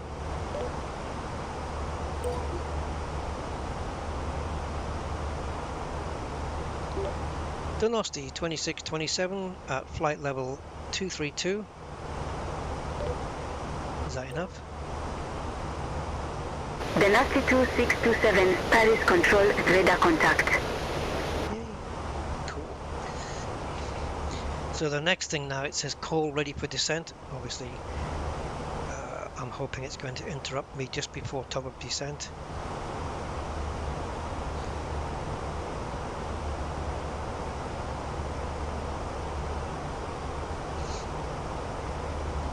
Let's that's it then. So we're just cruising. Now, was this actually Paris itself? I'm not quite sure how far out the airport is from the centre of Paris. But wow, the resolution looks really cool.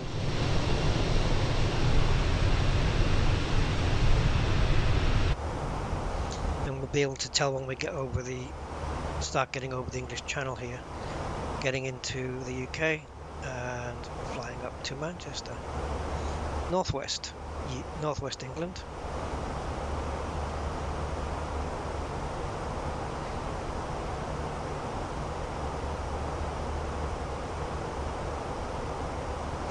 I've got nobody to talk to, so I don't know what to do. Do I talk? Do I keep talking for the sake of the stream? I don't know. I'm sat in an empty room. Just like on the plane, to be fair.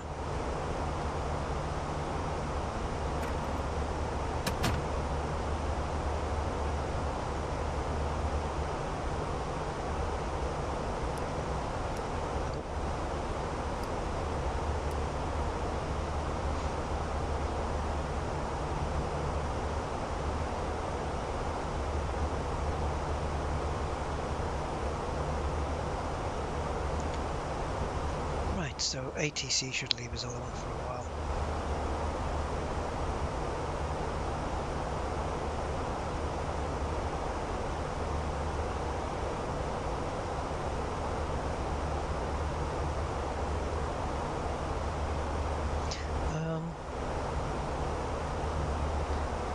Okay. Just looking at the decision altitude, it was 449.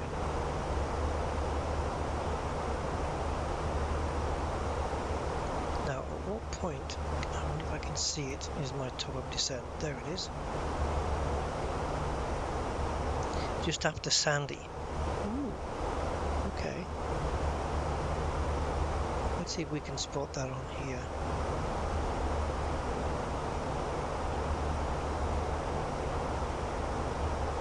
Let's go back here. So we have a kink over here to the left, and then it's Rat, Sobat, and Sandy. There's the kink. There's Sobat.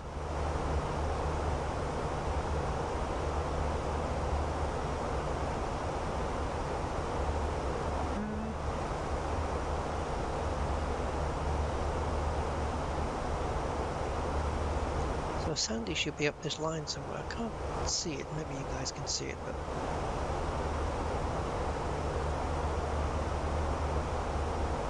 I'm just wondering at what point over the UK we start descending from Manchester. And it looks like it's quite early on.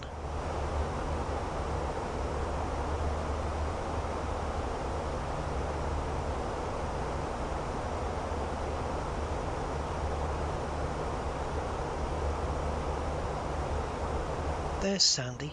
Oh yeah, look at that. The moment we hit the coast is when we start descending. We hit the south coast here and we start descending from 38,000 right here to make that turn. Wow, here's the left turn that we're going on.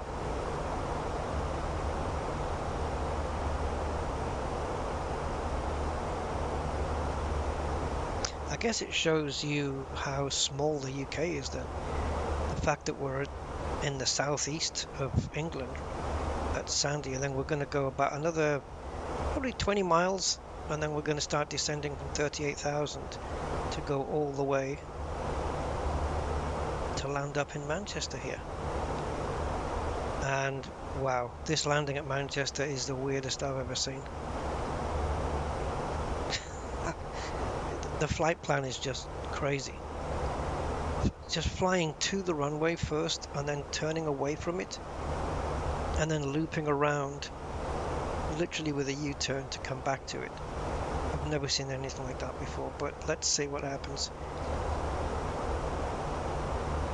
What's this? All fingerprints and finger stains on the screen. Jesus. They should definitely give us a wipe screen function. Ugh. All the germs on that screen. Anyway, where are we? So we are here. just have to cross the English Channel. There's Sovat, right, which is here. Oh, okay, now it makes sense. Sandy's top of climb. We did get a late climb, but yeah, we did start climbing a couple of minutes later than we should have done. Okay, now it makes sense. But the fact that we're not hitting cruise altitude until we get to England, but the descent can't be here, you see? It's not that far distant.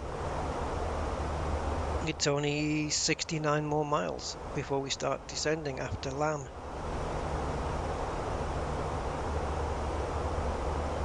Okay, hold on then. So there's, okay, yeah, you see, look, that's top of climb. So we spend this distance at 38,000 feet, and then we have to start descending again. So it's after Lamb, and Lamb, so with the descent point is between Lamb and the time where the flight plan kicks off to the right there. So if we look here, let's take that off. And we should see it kinking over to the right. There it is. So Lamb, oh, if we can even find it. But I think it's going to be around here that we're going to start the descent. That's more what I would expect. There's Sandy. Lamb has to be on here. I just can't see it at the moment. A bit closer in. There's the King. Ah, there we go, Lambourne, yeah. Right, so in between Lambourne here and the Kink. So it's, yeah, around this Bombo waypoint here is when we start descending. Go all the way across the East Midlands and then over to Manchester. But this is the funny bit. See if it shows it on here. No, it doesn't. It just shows the actual waypoint. Yeah. De-icing. Yeah, this is gonna be a cool landing though.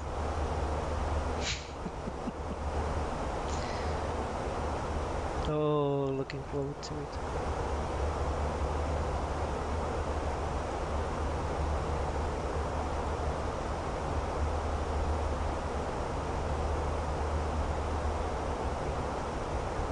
Alright. Oh, clouds have cleared. And there, we're about to approach the UK already.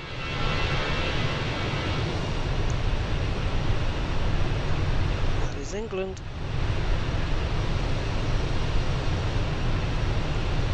So the White Cliffs will be all the way over there.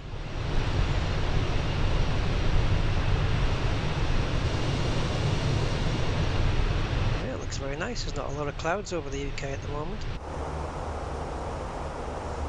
I might get to wash my car today. Although, having woken up at 2:30 AM, I'm not sure I'll be ready for that. Dynasty 2627, contact London Control 118.475.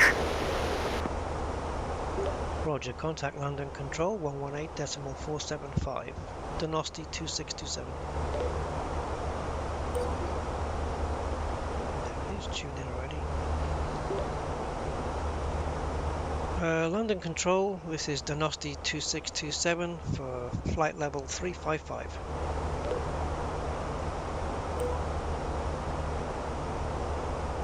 Dynasty 2627, London Control, identified.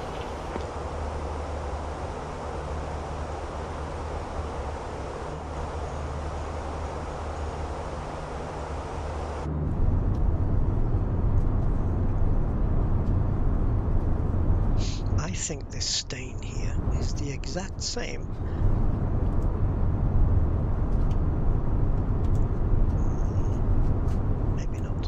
sure there's another window on this side that's got the exact same stain on it though. That's a different seat, I'm sure. Oh, sorry, this one and that one. Yeah, this is a different seat, see? And look, it's the same. It's the same.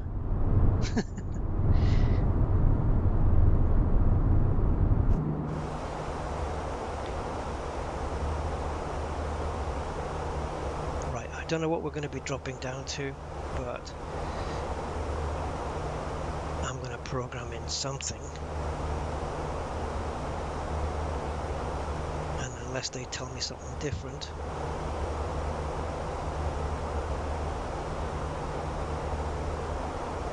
maybe going to VS. Doesn't matter.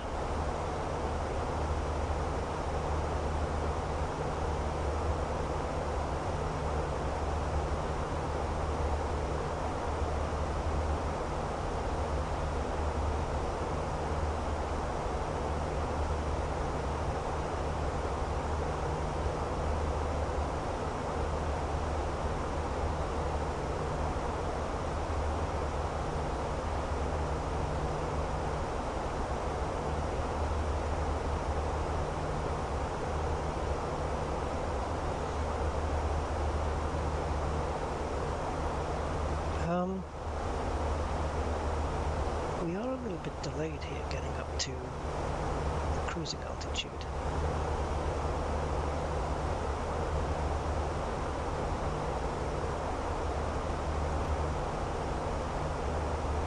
Let's just expedite this, shall we?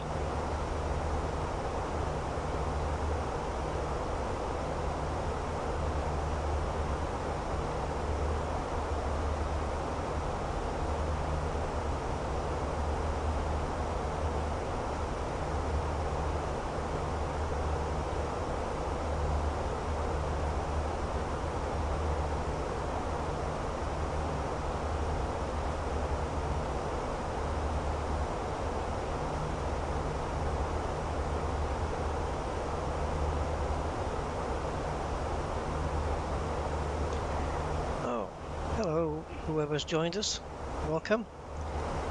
Just getting this thing to the cruise altitude. We're only going to be spending a few minutes there.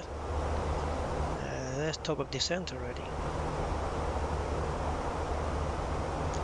I'm going to blame that one on Simbrief for giving us such a high altitude to begin with.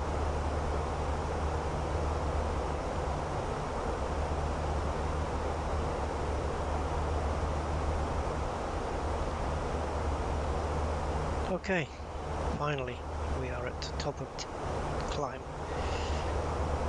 and there's top of descent. Like, I don't know, what is it, 80s or just 65 miles away, as we just crossed over the coast of southeast England.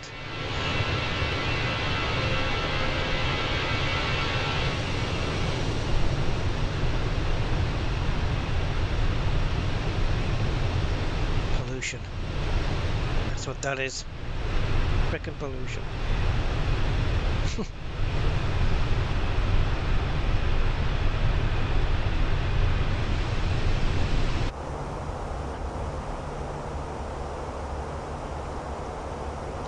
We have an ops message, I think it is.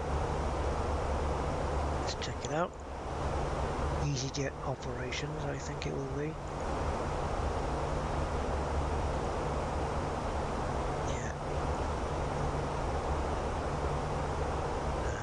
Isn't that informational?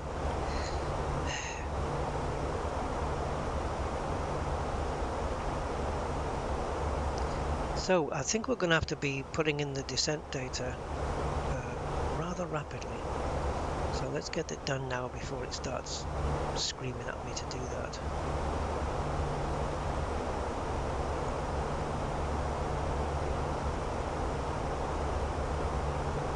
So the QNH for our destination is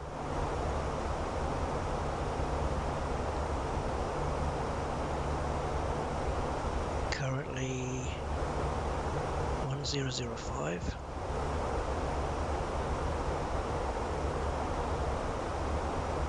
Temperature,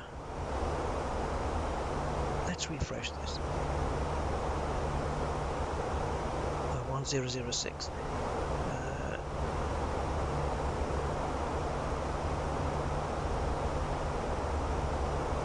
Okay, so 1006.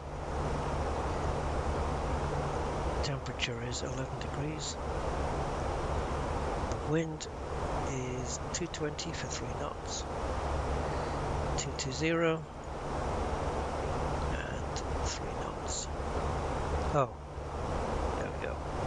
Transition is correct. Landing configuration, let's go flaps 3 on this one, and it's 449 for the decision altitude. Awesome. That is everything, and the radio frequency should be 109.5. It is. Course is 231. Okay, I'll accept that.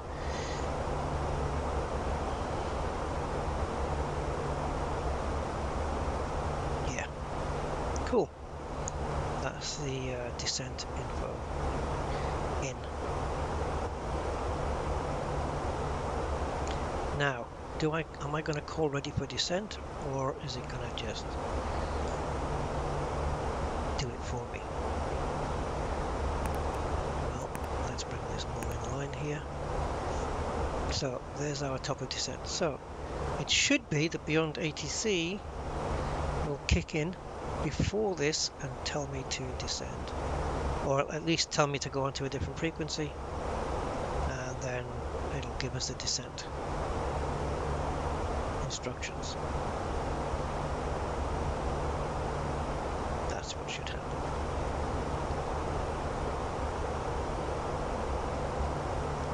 I can't get over it. The way the sunlight's hitting this, how dirty the screen is. Not noticed it that bad before.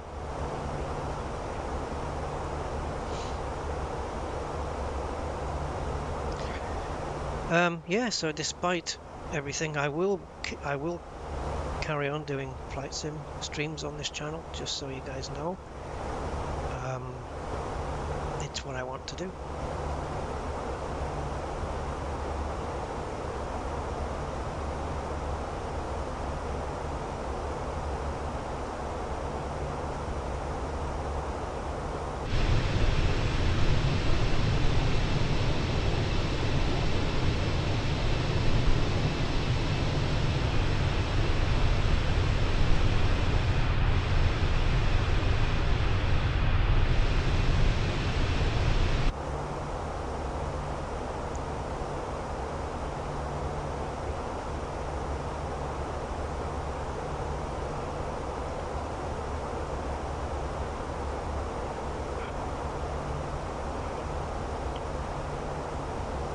Never noticed so much sound interference on a microphone before.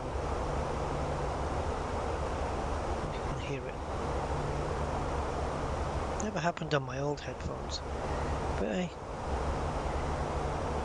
Logitech were just better.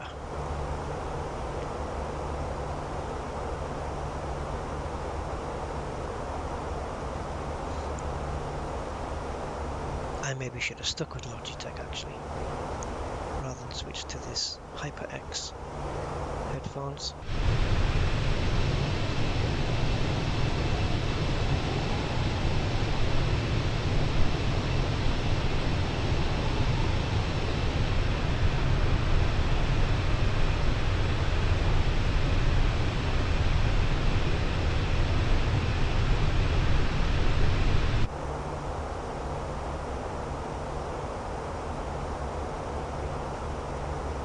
So the reason I pick flights of this length is just so that we don't have to spend too much time at the cruising altitude, you know, and there's not that big a time gap between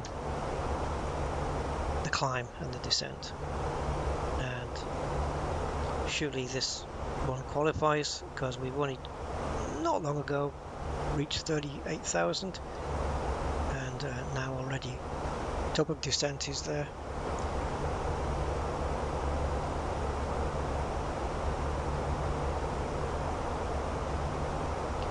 Anything good here?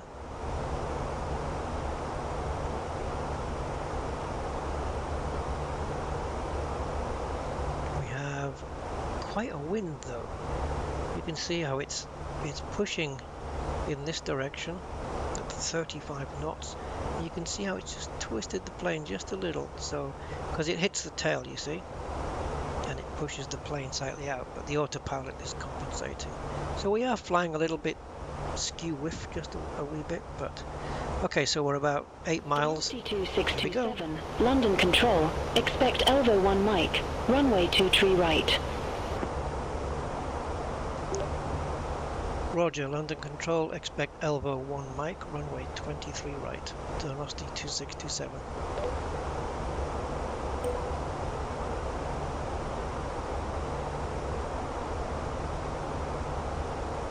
If she's not gonna say anything in the next minute, I'm gonna call ready for descent.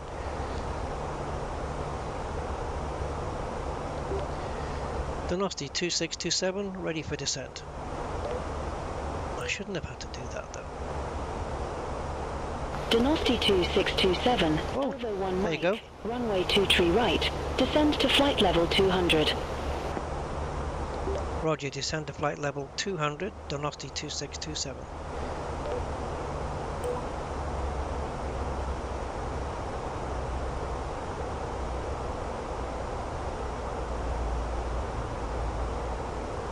See, we had to do that. It wasn't going to kick in by the looks of things. Or maybe it was, maybe it was going to do it really last minute, but I want to do it before, or at least on the button. But okay, we're going down. At least to 20,000. And then before we get to 20,000, I'm expecting radio call.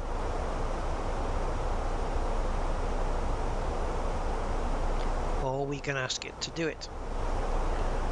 We can request ATC to give us the next altitude change. I'm sure I've heard people talk about doing that, and then the altitude change has been an increase rather than a decrease. So I hope I don't have to be in that position.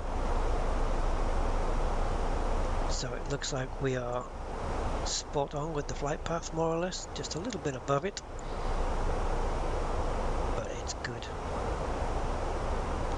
Yellow line represents the plane and the green dot represents the ideal descent flight path. So as long as we're in and around it, it's all very good. No mountains around here, so we don't need terrain, but I don't think we'll be crashing into anything. And visibility is really good anyway. It's as flat as a pancake here.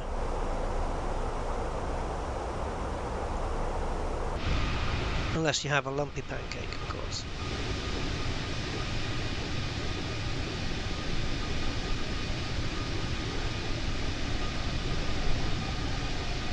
Not quite sure what town that is. Cranfield Airport. Oh, London Luton, there you go.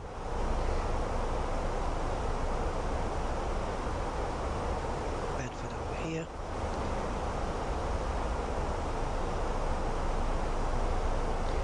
Yeah, so if you guys are here when we do the approach into the airport, wait till you see it. Oh my god. It's the craziest thing. I don't know if it'll show it here. Yeah, so kinda. We're actually approaching the runway, and then we're going to have to go away from it here, and then there's that little loop. We do a U-turn loop back and then land. I've never seen anything like that before. Oh, that's going to be fun. Hey, if it works and gets us down, I'm cool with it. I'm cool with it. I just want to see, I want to see this plane do it. I think we're going to be at around 8,000 feet, coming down to around 3,500 by the time we're there.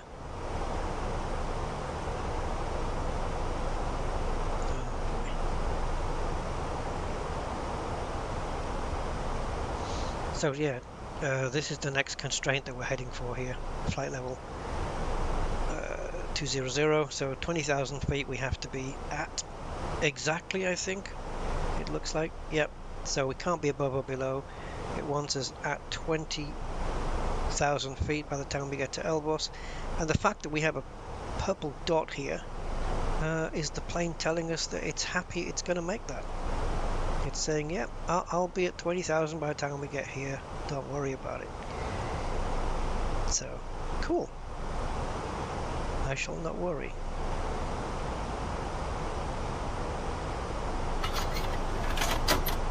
Time for a sandwich. No, not really.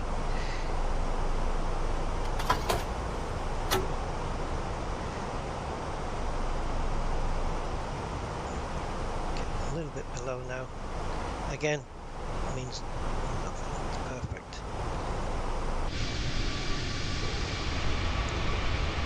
Okay, so there's some cloud. See, the south gets all the nice cloudless weather, and then as we get further north, they get all the shitey weather. The north-south divide.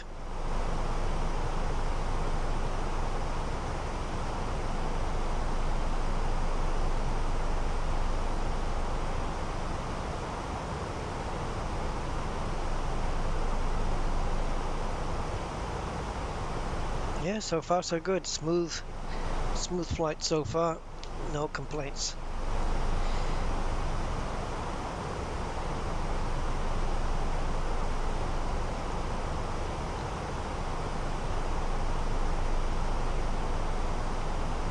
I think the runway at Manchester Airport is long enough. We can easily do a flaps 3 landing. We don't need to go full on it.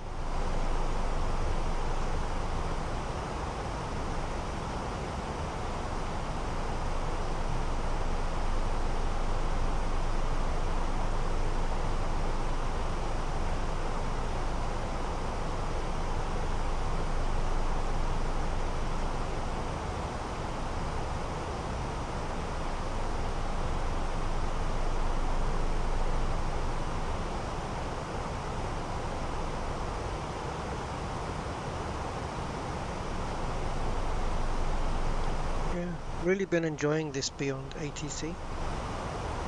Really glad I got it. It's one of those programs where you start using it, you get used to it, and then you wonder how you managed without it before. Because last time, you know, without it, it was just a case of taking off, climbing, cruising, descending, approaching. Unless of course you're on that sim. But this may be good training for some VATSIM. You know, if I want to get into VATSIM at some point. The way you respond to ATC, maybe this will be helpful.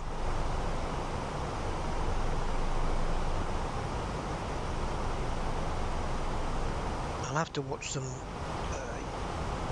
YouTubers, pilots flying with VATSIM and seeing what instructions they get and what responses they give and how it differs from Beyond ATC. But no, I if you don't want to do VATSIM because it's maybe a bit overwhelming or gives you a bit of anxiety to be doing it live, Beyond ATC fills the gap very well, and it's only going to get better, especially when they incorporate AI traffic as well, and traffic injection as well, which it'll inject its own traffic in and control them, and you'll be able to hear radio conversations between AI and ATC as well, which might get annoying. I don't know. I'm sure they'll build an option in to turn that off so you can only hear yourself, but yeah, it would be cool. It's a feature I'm looking forward to them implementing.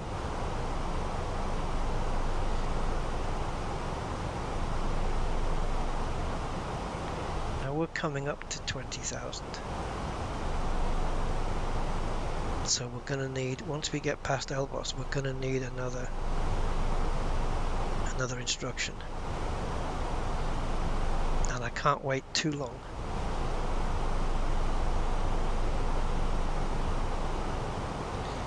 I'm going to set this to 8,000, but I can't wait too long for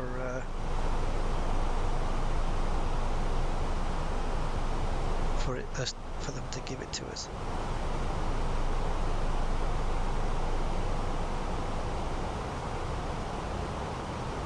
They might give us 8,000 as the next one, I don't know. But if Beyond ATC doesn't kick in of its own accord, it's going to. Donosti 2627, contact London Control 118.775. Roger, contact London Control 118.775, Donosti 2627.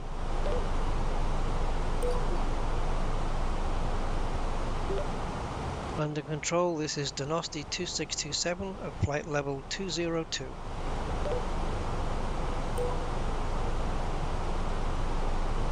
Donosti 2627, London Control, radar contact. Look at that, it made it perfect. Here we go, here we go, here we go. Donosti 2627. Yes, look at that. Descend to flight level 080. Roger, descend to flight level 080, Donosti 2627. Perfect. I knew it was going to be that because it's the next constraint here. Nailed it. And we're still on the flight path. Absolutely perfect. Absolutely.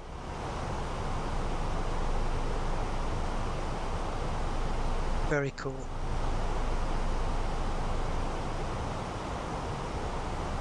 Yep, very, very cool indeed. I like it. Timed it really well.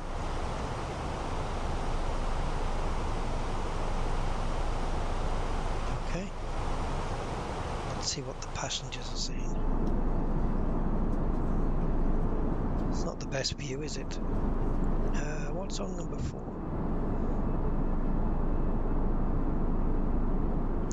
Sun's out though. Yeah, nice.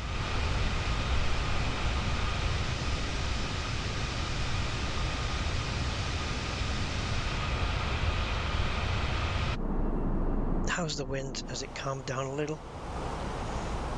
Oof. Well, yeah, it's 21 knots now. It's still pushing the tail out a little bit, but yeah, it's fine. It's a wee bit breezy.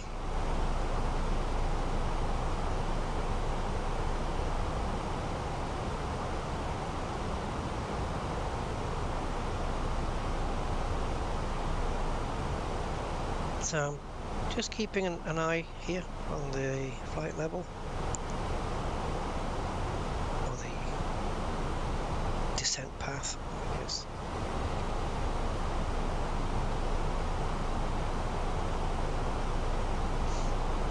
Because if we get a bit too far out where we're above, then we're going to need drag, which is going to mean putting in the spoilers. But so far it hasn't asked for that at all. And this is where we need to be at 8,000 at Dane. 230 knots it's going to have to go down to. And it looks like it's going to do that here.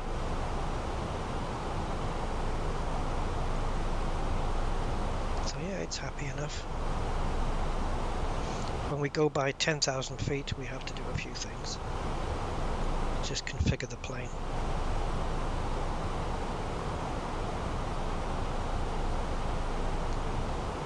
To prep it for landing. Nothing major.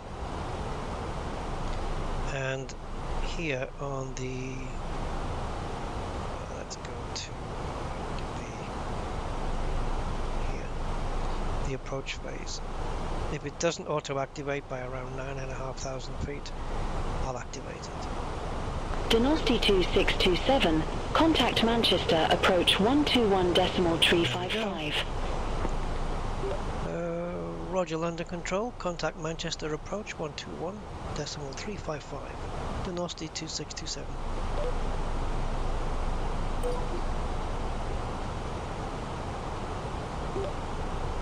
Manchester Control, this is... Actually, no, forget that. Forget that. Aircraft calling. Request not understood. Yeah, I know, I messed it up. Manchester approach, Donosti 2627 for flight level 133. Or it will be once I get... Donosti 2627, verify information Yankee. I don't know what to say for that. With the numbers or We have something? information Yankee on board. Donosti 2627. Right, we have information Yankee. Donosti 2627, That Manchester always approach. confuses me. QNH1006, expect radar vectors for ILS runway 23 right.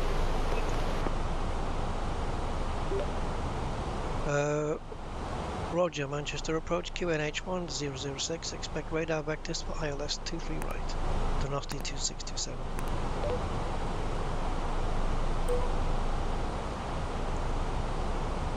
So 1006 is the air pressure. And here it is. Manchester Airport, flying away from it and flying back to it. Now we get to the more hilly areas, the Midlands here. Okay, this is, yeah, this is where it gets a little bit kooky. Alright, so let's set low brakes. Let's tell the plane that we want to do a flap 3 config landing. That's set. And we also want the landing lights on as well. So let's get those on. And seat belts, they can go on now. And of course, the LS button pressed.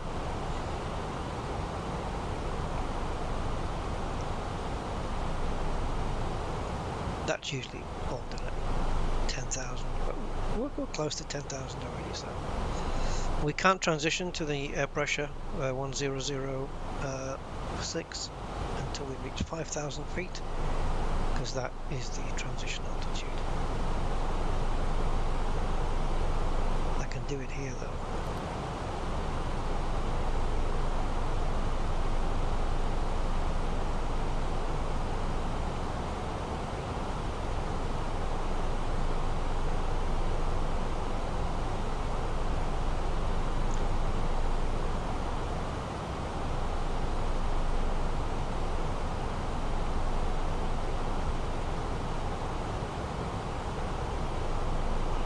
Plane's going to need to slow down a little.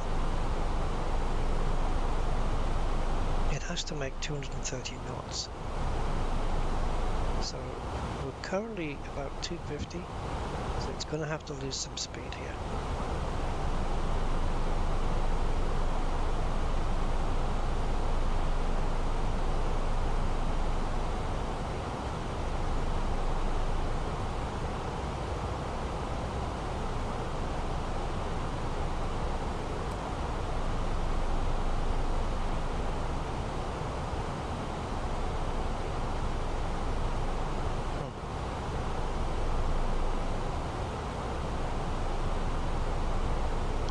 Donosti 2627, leave Dane heading 020, expect radar vectors for ILS runway 23 right.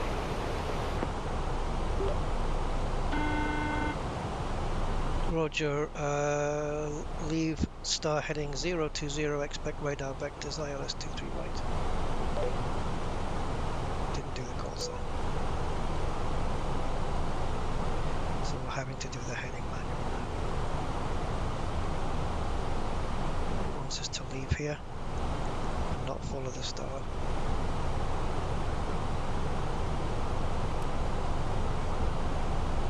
Donosti 2627, turn right, heading 015, vectors for the approach.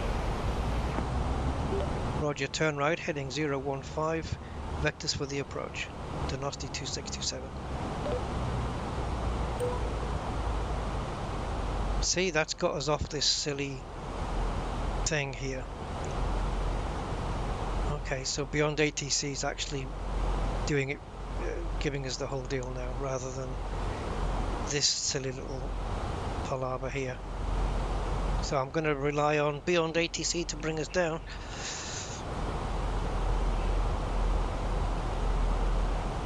Because this was insane. It wanted us to go up to the runway, go all the way up here, and then turn around and come back again and land. It looks like this has got other plans. So my altitude and my... I think my speed's too fast though. We're still doing 250.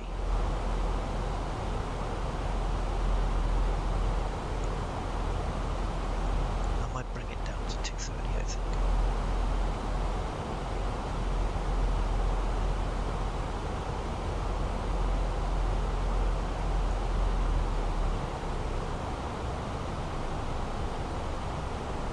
Yeah, so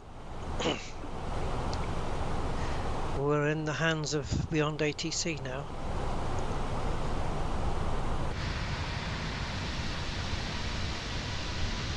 So I don't know how this is going to work out.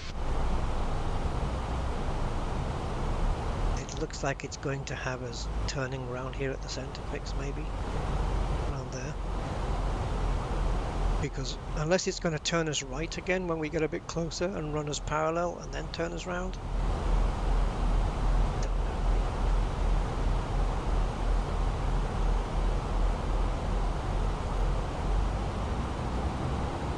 No, why does it want to go at 250?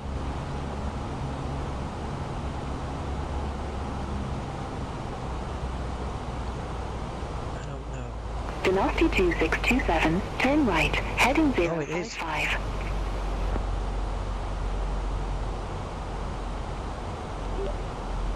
Donosti turn right, oh god, heading 055, Donosti 2627. Messed that up. Donosti 2627, descend to flight level 070. Roger, descend to flight level 070. Donosti 2627. So we are flying parallel now.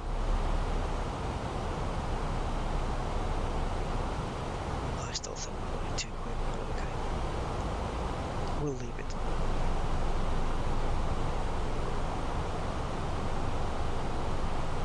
No nav intercept. I am going to control this speed.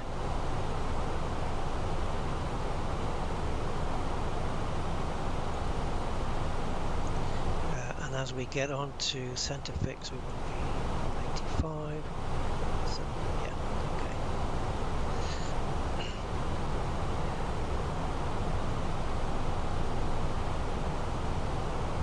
I think flaps 1 as well once we get down here.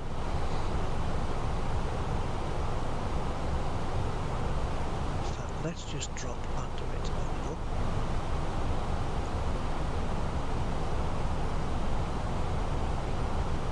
Donosti 2627, turn left, heading 340, descend to 6,000 feet, QNH1006.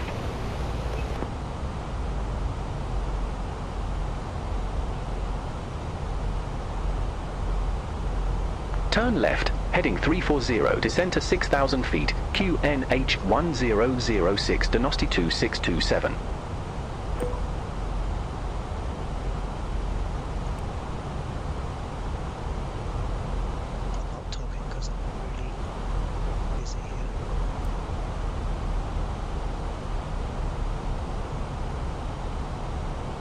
Donosti 2627, 10 miles from CF23R, turn left, heading 270, maintain 3,500 feet until established on the final approach course, cleared ILS runway 23 right.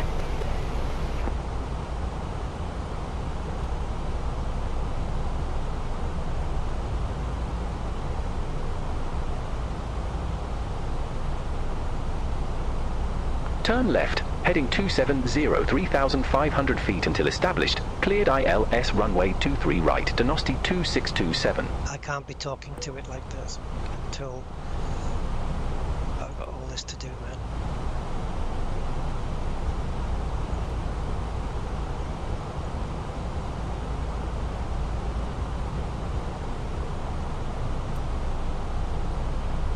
Yeah, I thought it might be too early for that. We do need to decel though. That's okay, that's just because I put the flaps down. He's fine, he's okay.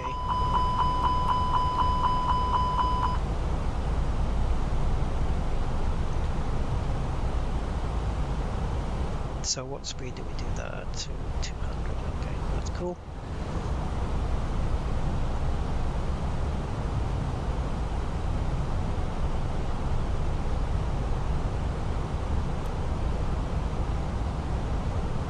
Alright, we're not on the correct heading for the runway either.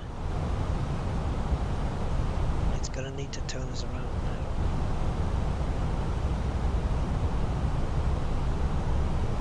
I'm gonna do it.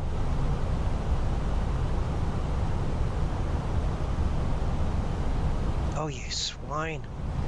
Ah! I hate pressing the wrong buttons when it's time critical.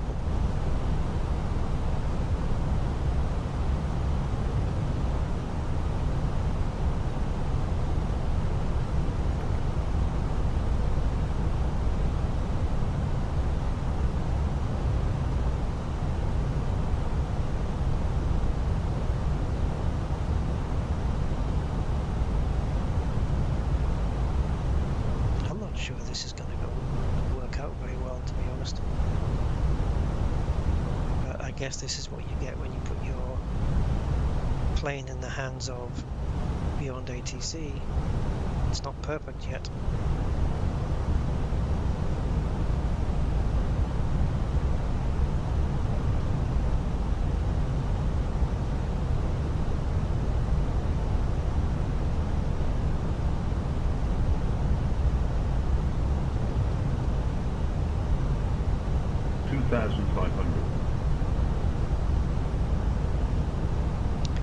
Okay, so runway there, and then we've got waypoint there. Okay.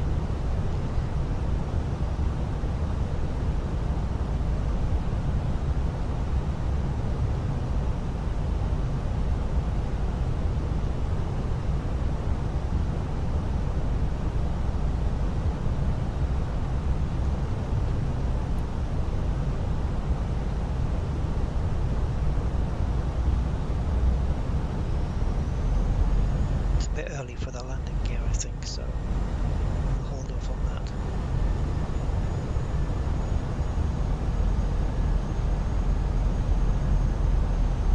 Yeah, so that heading 270 that they put us on was not the heading that we needed for approach to the runway. Even though the runway is...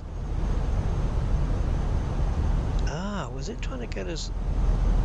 No, ILS 23 right, yeah, so we should have been on at least 231, not 270.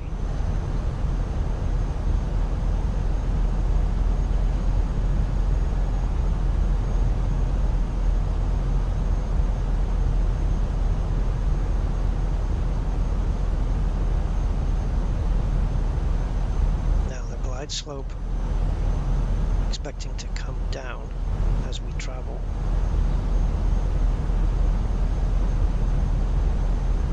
Coming down. Once it gets to near the center line, we will have the glide slope.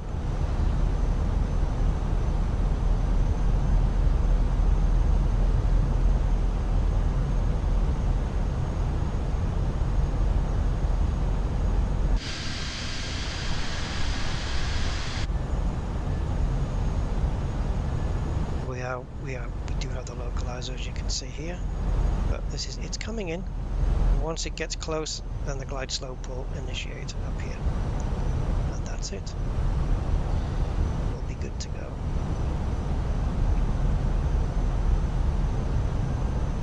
There you go, it's arming. We're established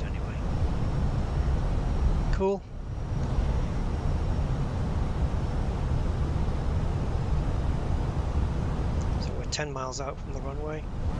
So it's a little bit early to get the landing gear down, but I will. Contact Manchester Tower 119.45. Bye-bye. Roger, contact Manchester Tower on 119.405, Donosti 2627.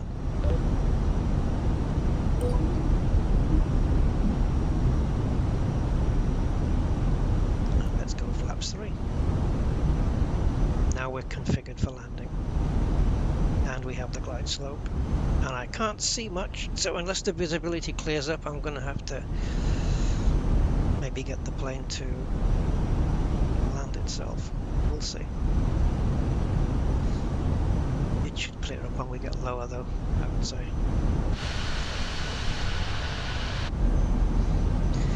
But it was okay, so I don't know whether to, how to call that for Beyond ATC. I mean, it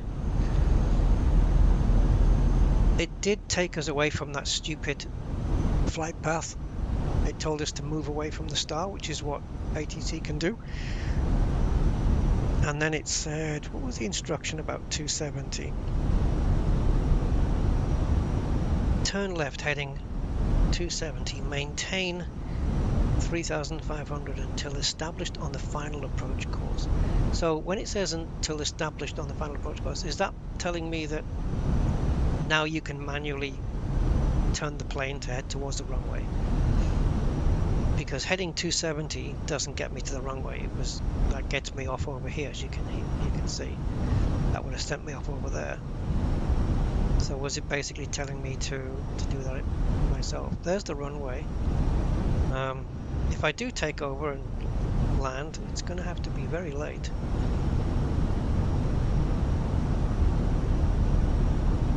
But it's okay. Man, the weather is overcast here. They did say earlier on, I think it was on our first flight out, the one that failed, that it was raining in Manchester.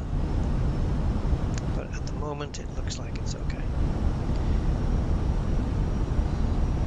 Actually, I don't know what the weather is right now, to be fair.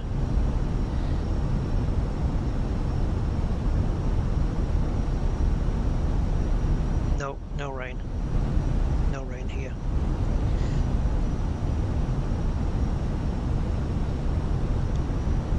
Alright, let's bring her in.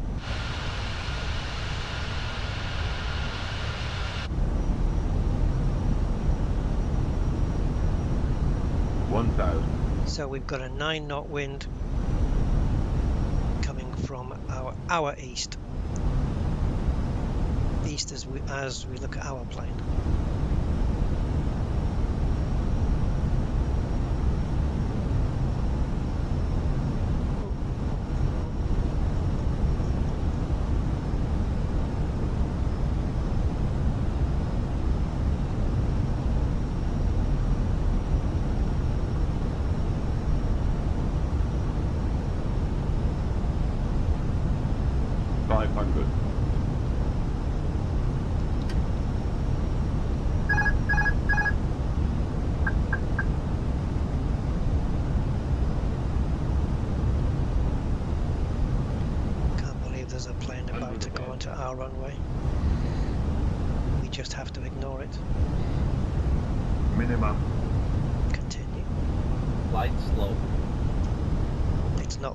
Isn't there, okay.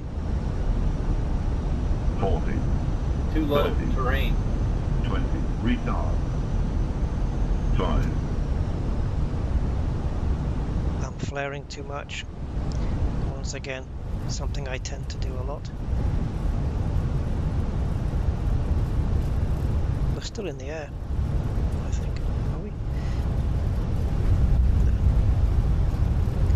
Yeah, I do tend to flare it a lot. Don't know why. It's a habit I need to get out of.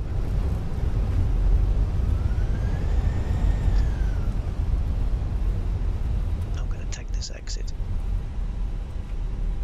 just to clear the runway. Yeah, I don't know. I think we floated that a lot. When it said too low, and we were about 10 feet lower than we should have been, I think 10-15 feet lower than we should have been. So I just pitched the plane up a little bit, but I could see on the artificial horizon that I'd pitched it way too high. I want to be just above this color demarcator here, and I was like up here, so I knew I was probably increasing the altitude if anything. So now, yeah, Beyond ATC should have said something, but the reason it hasn't is because I didn't announce myself on the frequency. So let's Manchester do that Tower, now. Donosti 2627, ILS runway 23 right. It'll catch up with us now. Donosti 2627, Manchester Tower, wind 220 at tree, runway 23 right cleared to land. It'll catch up now. That's Runway my fault though. 23 It's right not cleared to land. Donosti 2627. Beyond ATC didn't do that. That was completely down to me. Donosti 2627, exit right at Alpha Foxtrot. There we go. Now it's caught up. Oh, for fuck's sake. You know what it is? My landing light button is right next door on my joystick to my microphone Beyond ATC button. Donosti 2627, Push to talk. exit right at Alpha Foxtrot.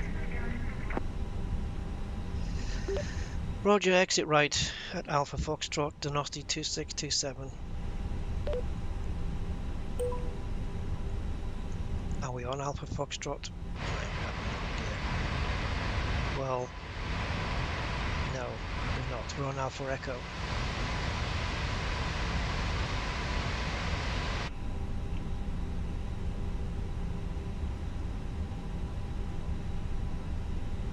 So now what? Now I just keep going. We have to go to gate 12 left.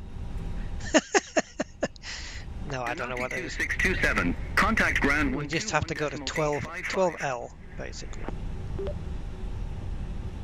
Manchester Tower, contact ground 121.855, Donosti 2627.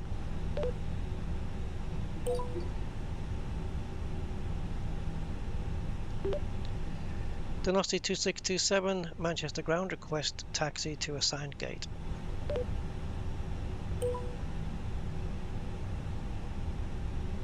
Donosti 2627, welcome to Manchester Airport. Say parking or advise if need assignment.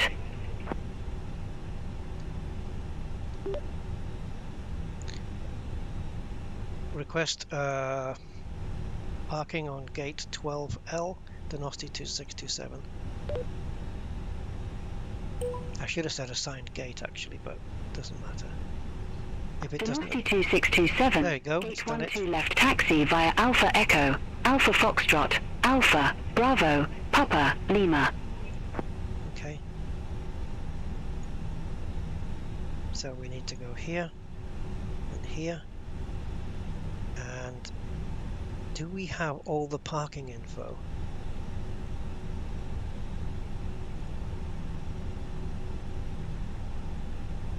Donosti 2627. Oh, bugger. Yes, Yes. Alpha Echo, Alpha Foxtrot, I'm busy. Alpha, Bravo, Papa, Lima. You tell him.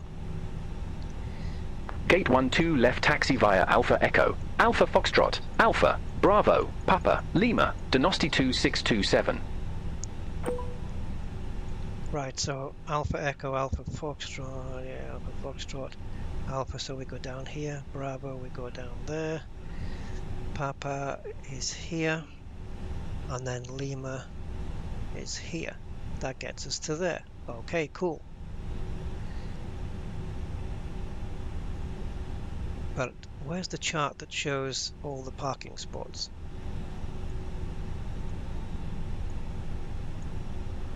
The last airport I went to had them.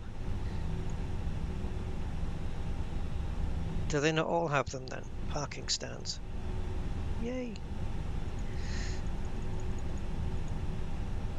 And we want to be where? 12L. 12R. 12L. There.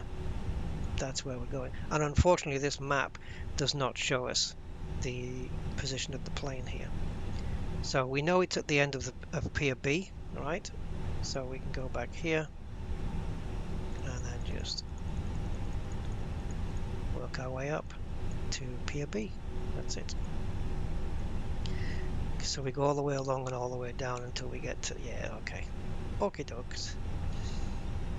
Let's get the flaps in.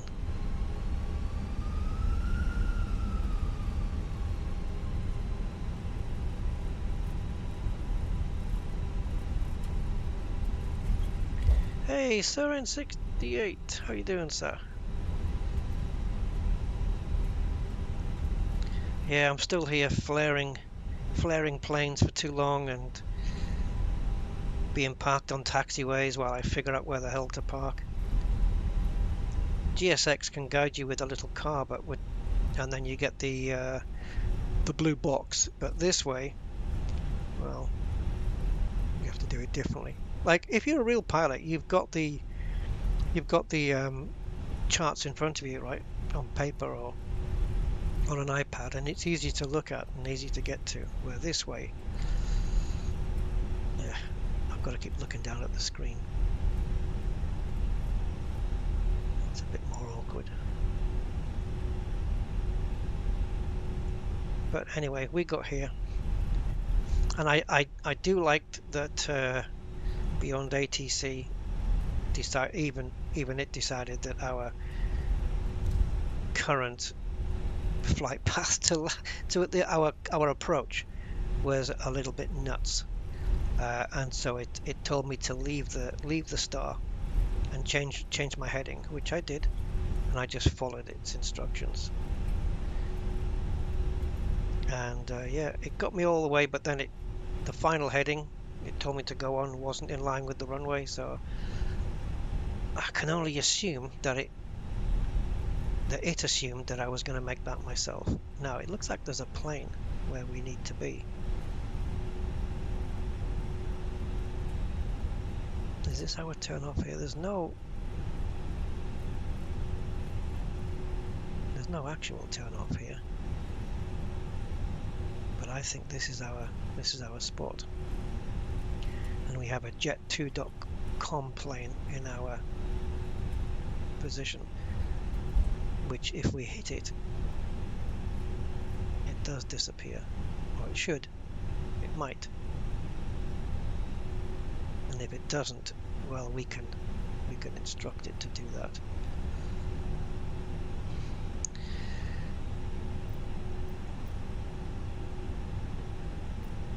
You need to stop the engines to request ground services. For fuck's sake. I can't stop the engines, I've got a plane in my cockpit. And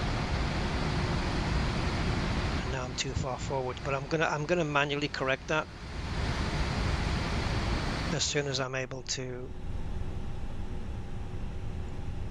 Yeah, as soon as I'm able to, which I'm not at the moment. And yes, I don't need to be told. I know I should have started this on the taxiway, but I was a little bit busy, a little bit distracted with other things. So that was never going to happen.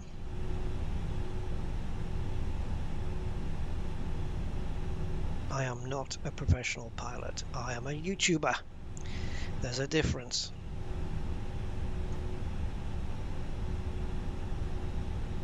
You get what you get.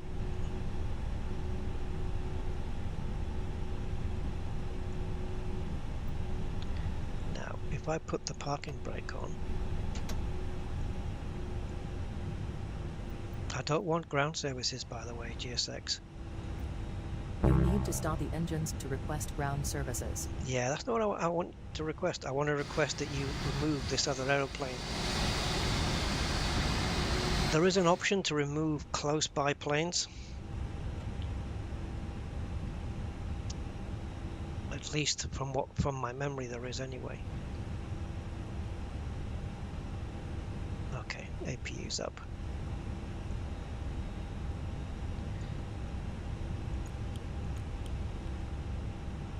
Right, let's see if it's going to be happy now.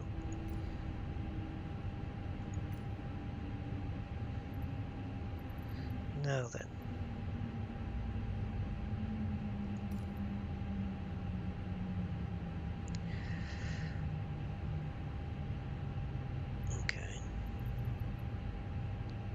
You can't go back here, by the way. They should introduce a back function, right? That's ridiculous that they don't. You've actually got to go back in here.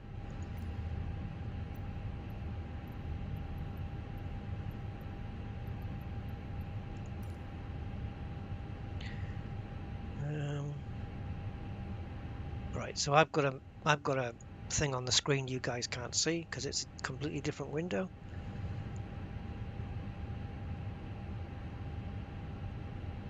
I'm just trying to see if there's a way to remove.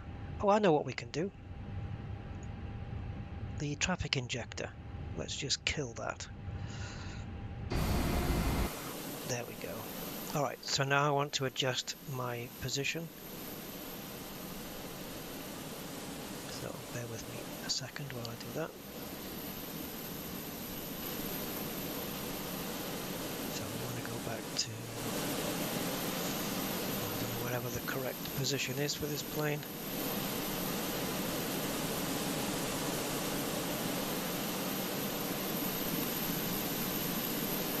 Because there's no visual docking system or any such thing.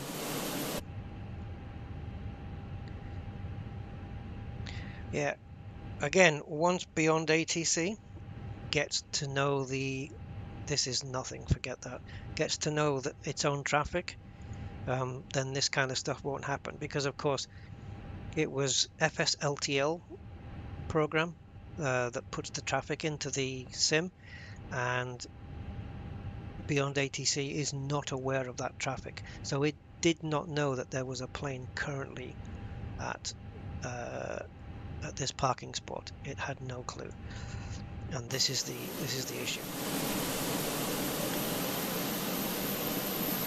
So I wonder now if we re-injected the traffic, whether it would spot where we were and not put a plane here. I just want to confirm I'm on the right spot if I can. No, it doesn't mark it there, damn it. We have a jetway that just seems to be in the middle of absolute nowhere. Okay, does GSX tell us? Yeah, gate 12, but it doesn't say gate 12L, but I'm pretty sure we're at the right one. But okay, so anyway, as we had a completely messed up initial flight because of a bug in the simulation, I'm going to put the bug, I'm going to blame the bug half on Flight Sim and half on Navigraph. But I've taken the Navigraph widget off now, and I'm not going to put it back on ever again. It's just not worth it. So it looks like we have ground power as well, right? So let's switch to that, and we'll take the APU off. Wow. I'm not going to deboard. Let's just pretend. Although what I'm curious about is which jetway is going to come our way. But we can do that anyway. What the hell, do it. I don't think these people are going to magically appear.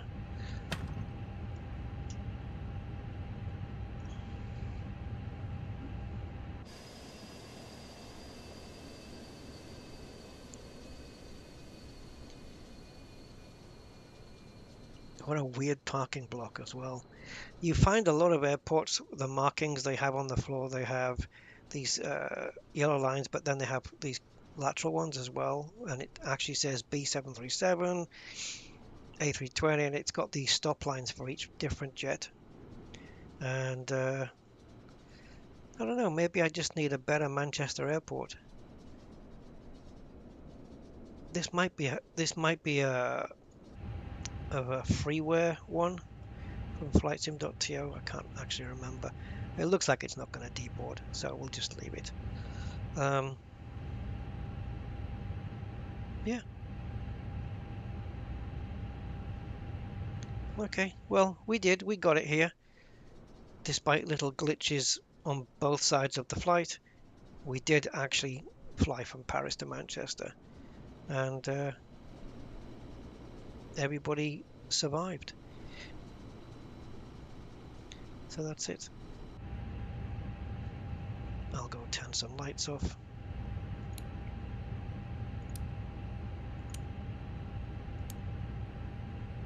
The boarding requested. Wow. Is that because of my beacon light needed to be switched off? Okay. Yeah, that's what it was. Beacon light needs to go off. That's what's triggered it.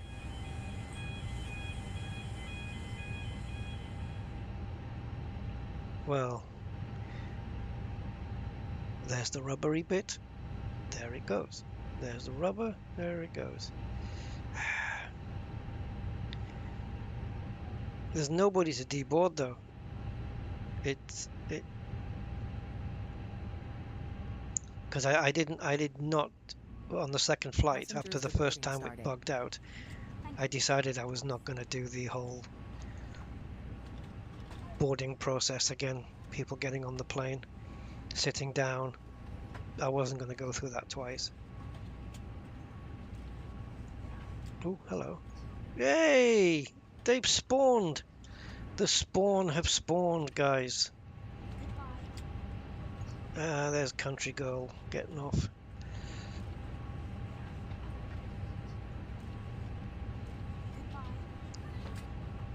Go and get your stuff in Manchester, lad.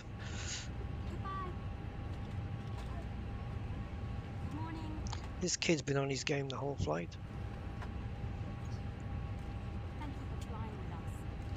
Yeah, lots of Mancunians getting off here. Here's Mrs. Broken Bottom getting off with her green dress.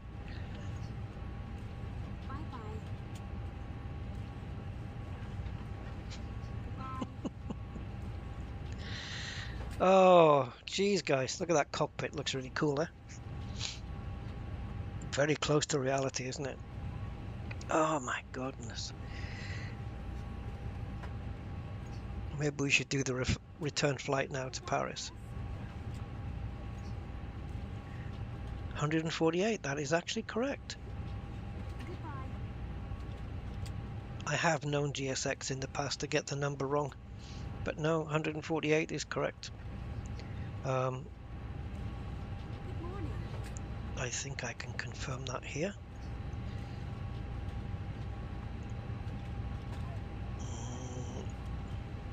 Yep.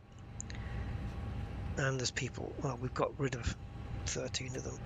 Are they all walking up the old jetway? Yeah, they are.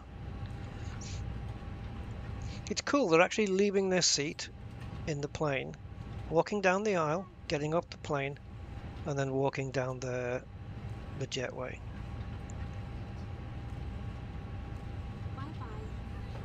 Cool.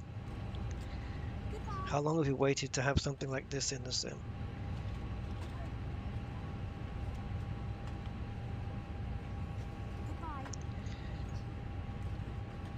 Obviously a Justin Bieber fan there. Oh, that guy's tall. Oh, she's very small, one of the two. You'd think there'd be more people getting off in one go, right? Just because you know what it's like. You get off a plane, it's just a great big mass of people in the aisle. Jensen Button getting off there. Is that the same character that people think looks like Christian Horner? God, please don't. G.I. Jane there getting off.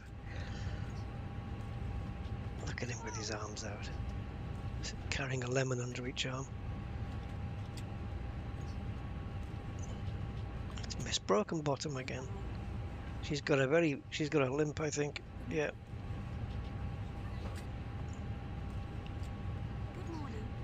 I noticed the stewardesses don't say, you know, have a nice day.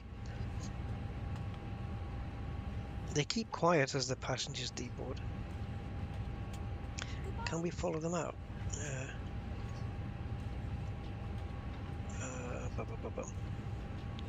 Trying to remember how to move. Good morning. Bye bye.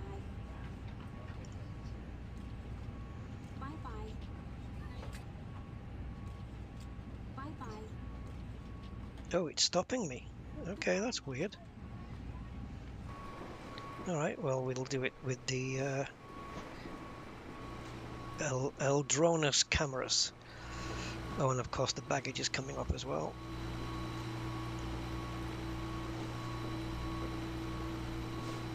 So let's slow the camera down because it's way too fast at the moment. Off you go, people. We hope you enjoyed your flight. Door's closed there. They're going to walk through the door now. So if we go over to here, we can just about see our plane. Reflections in the glass there.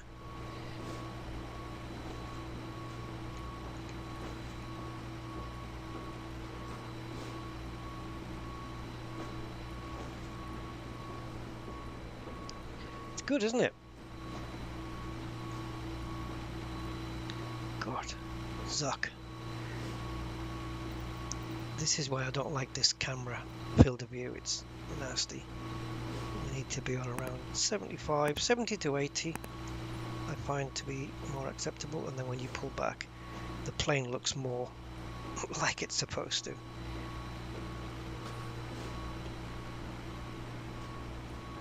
Come on, stop slacking. Your mate's beating you to it again. See? These wow, the magical suitcase just flew into his hand.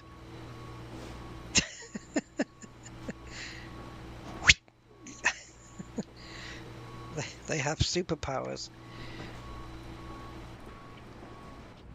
So I reckon, you know, with the GSX putting the passengers actually seated into the Airbus now and getting them off, walking down the aisle and getting them off the plane, then you've got beyond ATC as well, you know, talking to you in the air. The whole thing makes for such a much more immersive experience, you know, to an entire flight, rather than having nobody in the plane and no one to talk to. Because the ATC system within Flight Sim, the one that comes with it, is rubbish, really. But what's it going to be like in Flight Sim 2024? Is it going to be just as rubbish? Is Beyond ATC still going to be better? Probably. ATC is one of the things they needed to improve for the next Flight Sim. It wasn't that good in Flight Sim X. It wasn't that much better in this one, to be fair. But Beyond ATC, man, just it's not perfect yet. It's still very much early access, which is what the it's what the EA stands for on the version number. Let me just bring this up here. So this is my last call out here. Welcome to Manchester Airport, blah blah blah. But you'll see the version down here, 1046 EA. Nothing to do with EA Sports. It's in the game. No, it's early access. So yeah, quite a bit to put on it yet. Traffic has got to come in, and bugs have got to be sorted out. But they are getting there, and every time they do a big update, the improvements are noticeable. Very much so. Messages, you know, telling you to do this, that, and the other, and things that weren't in there last time. Like sometimes when I just offhandedly just say, you know, bye bye or thank you to them, they'll come back and say you're welcome. That wasn't done before, and now it's saying you're welcome. So yeah, it's cool. There are alternatives to Beyond ATC, of course. Pilot, I think, is it Pilot to ATC? And there's another one, I don't remember the name of it now. Oh, there's another one that does it. And there's another one that does ATC in MSFS, and it also uses AI. I don't think I'm going to be remembering the name, but there is an alternative. But I don't know how it compares with Beyond ATC, but for me, I like the look of Beyond ATC. These clear display here. You just read those back, you know, in that order: taxi via, Alpha Echo, Alpha. Nearly said Franco. Alpha Foxtrot, then Alpha Bravo and Papa Lima, and then you just read back your call sign here. If you can't be bothered, you can put auto respond on, or you can just click here and it'll do it for you. Donosti 2627, wind check. Wind 220 at tree. That's it. Yeah, or you can just leave this on all the time. I've got the auto tune radio because every time they tell me to switch to a different frequency or contact Manchester ground on 124.735 or something, I don't really want to be going into the plane, you know, while I'm doing 10 other things, you know, and having to come down here and stick the frequency in and make it go live, because if I do that, it's just a bit more overwhelming, and this is why you have a first officer to do stuff like that. Or maybe I would be tuning in and he'd be doing the other stuff, like putting the auto brakes, arming the spoilers, everything, and I can't be doing everything at once. So I find the auto radio tuning to be brilliant, because it just does it for you, and then you just acknowledge yourself on frequency, which is what I keep forgetting to do. But also, if you go here, let's say, let me see if I can bring them both on screen, because I used to be able to do that. Let's have a look.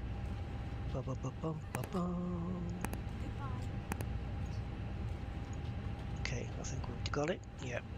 So if we go to here, we'll see all the frequencies. So let's say the tower frequency here is 119.405. I've got that on standby at the moment, right? So you'll see here it's on standby. If I make it active, you see it recognizes it here. It's gone to Manchester Tower. So if we go to ground, 121.855, I've got that one on standby, but let's just say I didn't. Let's move it off. All right, so now I'm going to go to 121.855 and then just make it active, and you'll see it switch to Manchester ground. Just there. Really, really cool. It just does it for you. And if you want the weather information up on the ATIS,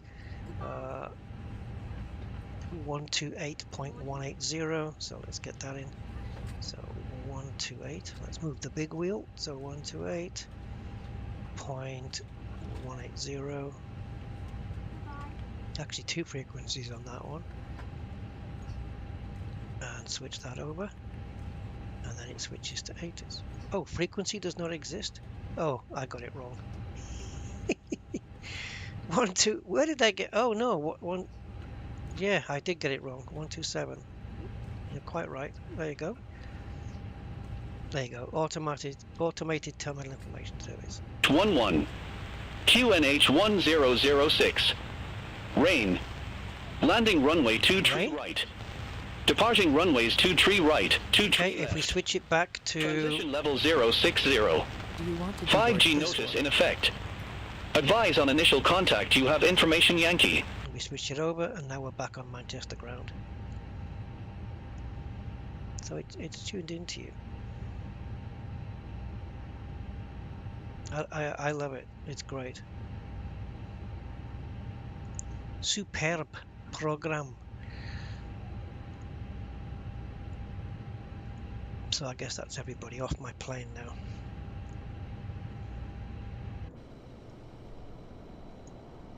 Yeah.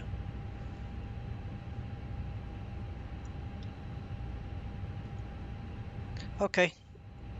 I'm not going to bother with shutting the door and stuff. I probably should toggle the jetway. Yeah.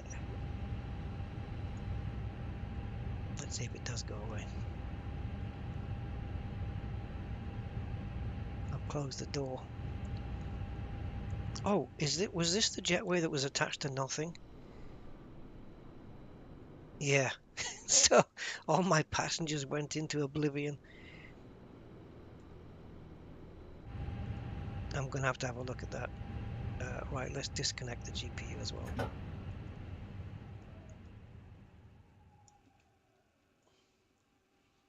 And turn the batteries off. That's it. Cold and dark. This plane won't be taking off again for another 4 hours.